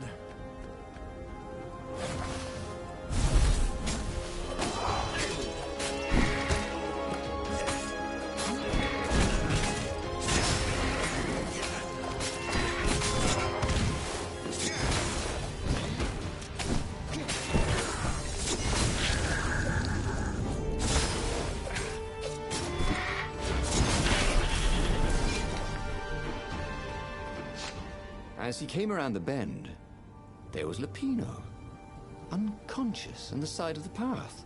And Renato could smell a familiar, sweet, smoky scent. Who? Zenobia. It had to be. She never used a combat spell when she could use drowsy gas. That meant she had the Iblis stone. What would it do to her? She hated her father now. She'd kill him for sure. The council wouldn't mind if she killed the Emperor, but murdering her father would destroy her.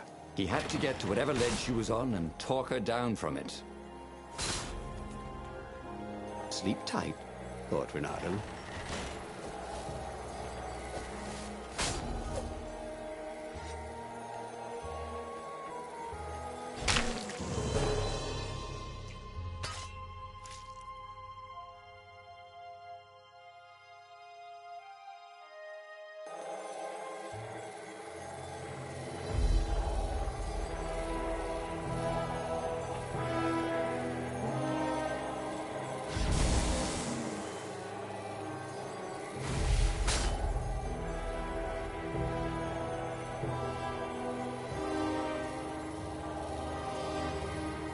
When I build my castle, thought Renato, all my gates are going to open with buttons, and all the levers will drop rocks at your head.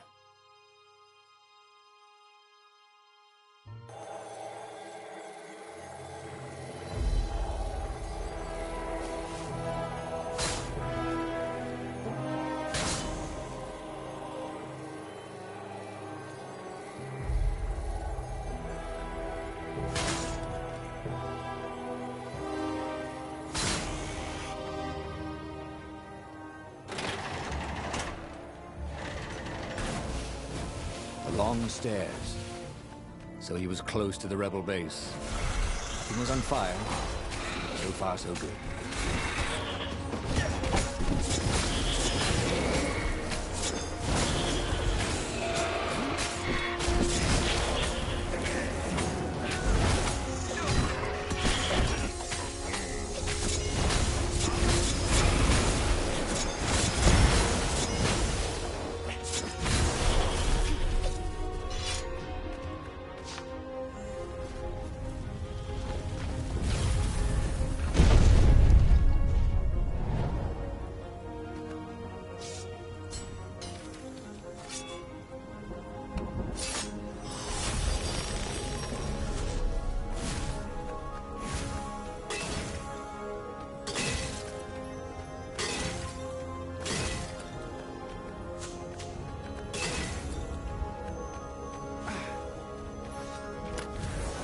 A doctor once told Renato that fruit was a placebo. But he felt better, and that was what was important.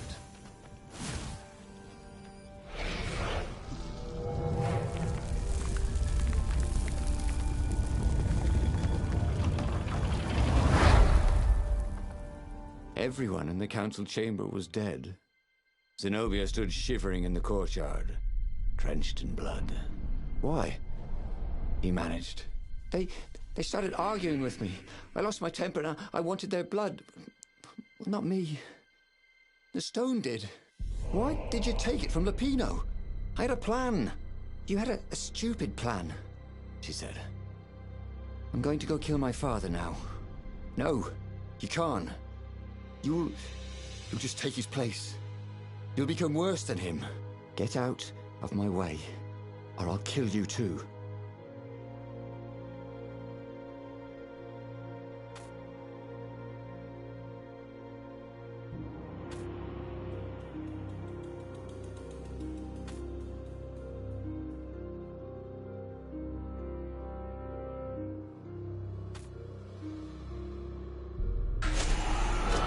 Watched her board her ship and sail off. A few days later, the sun dimmed. A great void opened in the sky, black as the Iblis stone itself. It stretched and ripped like a vast fatal womb, and a gaze black and pitiless as the sun passed through the void into the land. And so the lost god Iblis once again came into his own, and time stopped. He had tried something bold and paid the price for it.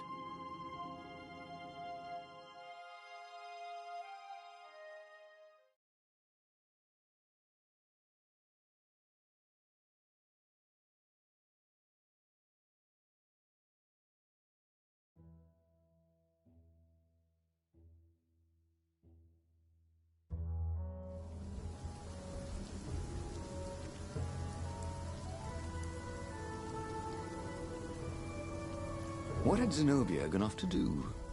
What was more important than meeting the rebel council? Had he made a mistake, sending her to the ruins? No. He knew they could trust each other. He could trust her because she never broke her word. And she could trust him because she could see right through him. Well, she'd probably be there well before him.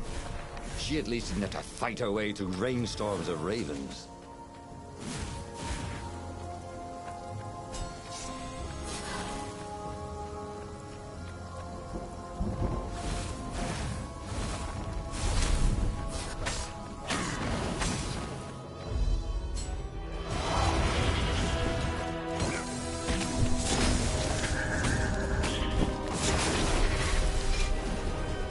He missed her. Not Zenobia. Hypatia, the kid's mother. Renato had never thought he'd date a librarian. He'd always figured himself for the barmaid type. But then, he'd never figured the library of Ubar would have comic books, or that Hypatia would know anything about them. He missed her.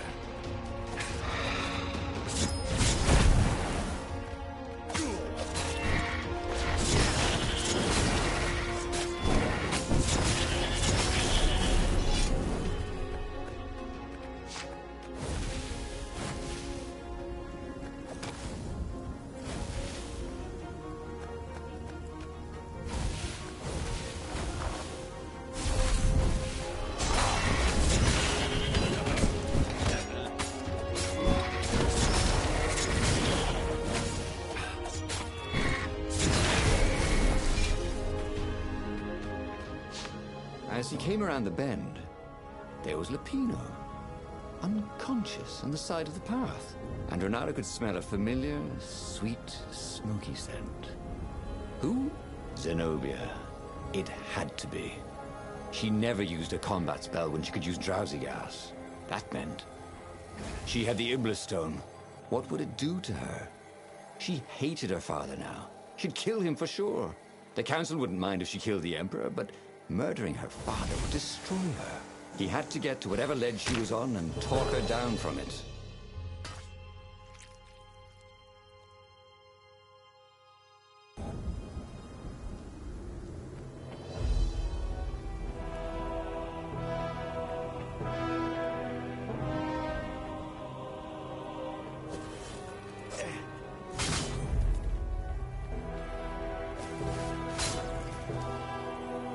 Hey, why don't you guys fight in groups? Oh, I know. Because there's no I in team.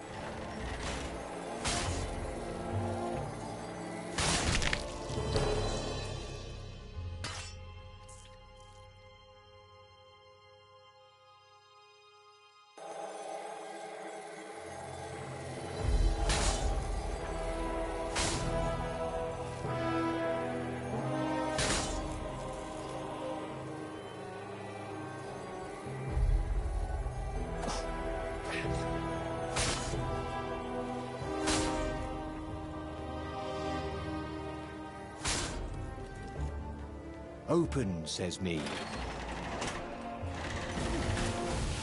The long stairs. So he was close to the rebel base. He was on fire. So far, so good.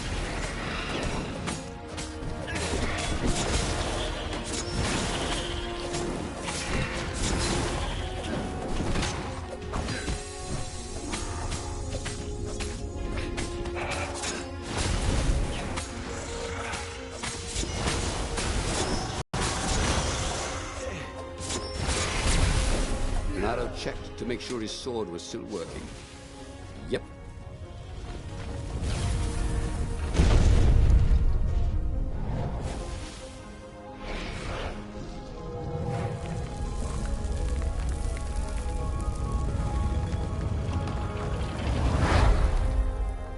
Everyone in the council chamber was dead.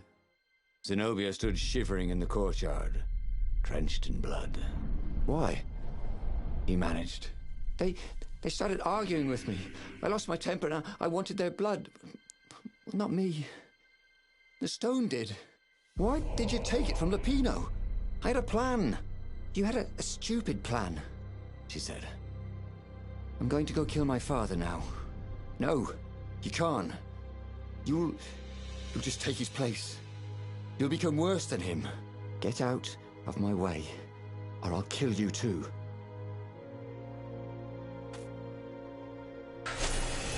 You won't kill me, he said. And I won't let you kill the Emperor. Enraged, she raised the sword. You hate him too? He could sense the Iblastone, yearning for his death. But she didn't strike. If you kill him, he'll destroy you. I know you. Shut up! She shouted, her sword trembling. I won't lose you again. Not for anything. Get away from me! He said, and he was very close. I can't lose you again. And he was in reach of her sword now. I hate him! I hate you too! I love you, he said for the very first time. And then she was weeping. He was holding her. The sword had dropped from her hand. He glanced at the Iblastone. It was no longer the black of the void. It looked like coal. No. It glowed, like a cinder. It was crackling, burning, crumbling into ashes. You've always loved me, haven't you? She said. She was weak. The stone had taken so much from her. Always, he said. She staggered as he helped her up. Let me take you away. Where? The island of Avalon. The sisters will heal you. He will follow us. Then we need the Farfarer, the fastest ship in the Empire.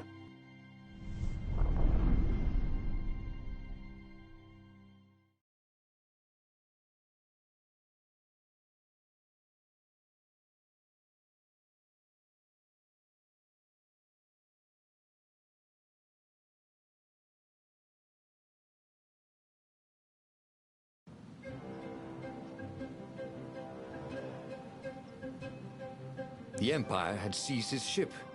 They'd have to take it back.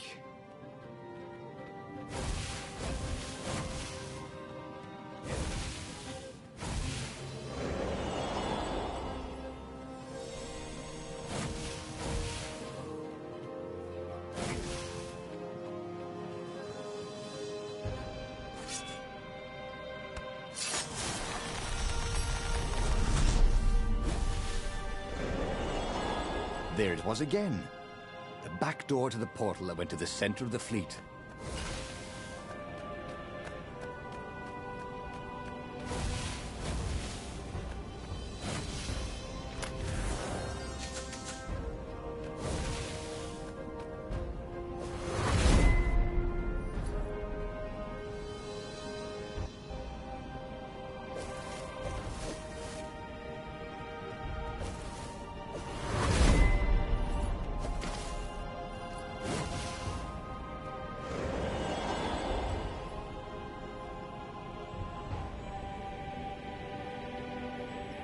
And there it was, his beautiful skycraft, the Farfarer. They would fare very far indeed, beyond the Empire, beyond the reach of the Empire, to the mystical island of Avalon. He didn't know exactly where it was, but he knew he could find it. And they would find peace there. Second star on the right, and straight on till morning, off together for the first time in a long time.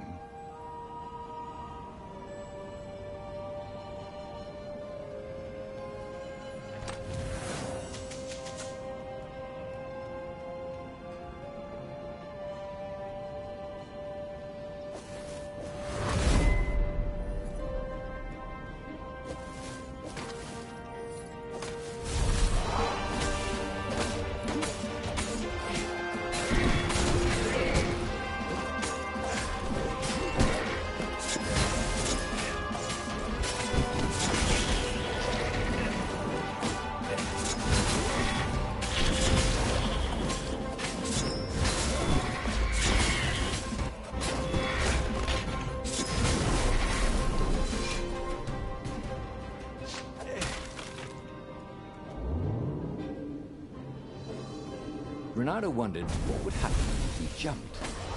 Would he be rescued by an emergency platform?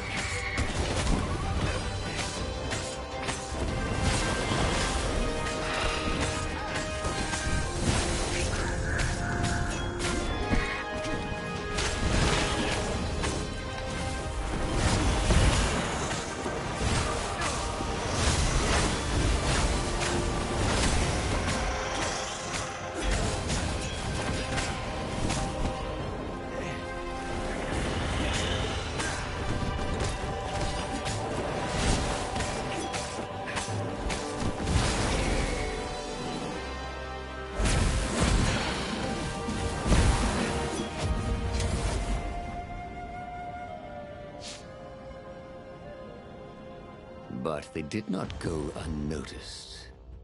Scout ships lifted off, and the long lance of the Imperial flagship. Bernardo turned downwind to gain speed. The Raven ships could pursue, but they couldn't close. The Farspeaker croaked, You return her and live! "Go sacrifice yourself," yelled Bernardo. Then you won't have her either. On the flagship, the Emperor was readying some arcane weapon.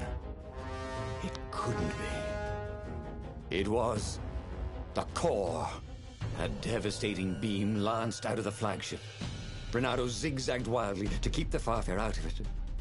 Now the Raven scout ships were closing the distance, and the beam was getting closer too. Then came a blinding flash, and the air was searingly hot all around him. There was a thunderous, deafening roar. He could smell burnt oak and burnt feathers and burnt flesh. But when he could hear and see again, they were alive and unhurt. And they were alone in the sky. Zenobia embraced him. They had done it. Through luck and through love, they had won the war. "Avalon, here we come," he said as he held her arms wide in the prow of the boat and let her feel its speed. "Maybe the real Avalon is wherever we're together," she said. And so, after a bit of an argument, Bernardo and Zenobia went to one of the two Avalons. The one shrouded in mists, or the one in their hearts. But which one they went to, I'll never tell. He'd done it. He'd forged his own destiny. Well, he hadn't done it, but he knew what he would do. Bernardo smiled at the book. He practically wanted to kiss it. The kid's sacrifice hadn't been in vain. He'd saved the book and saved the world. Bernardo owed him and his mother so much. Bernardo lowered the mainsail and let the Farfarer shoot forward in the breeze. Second star to the right, and straight on till morning. This time, he would win.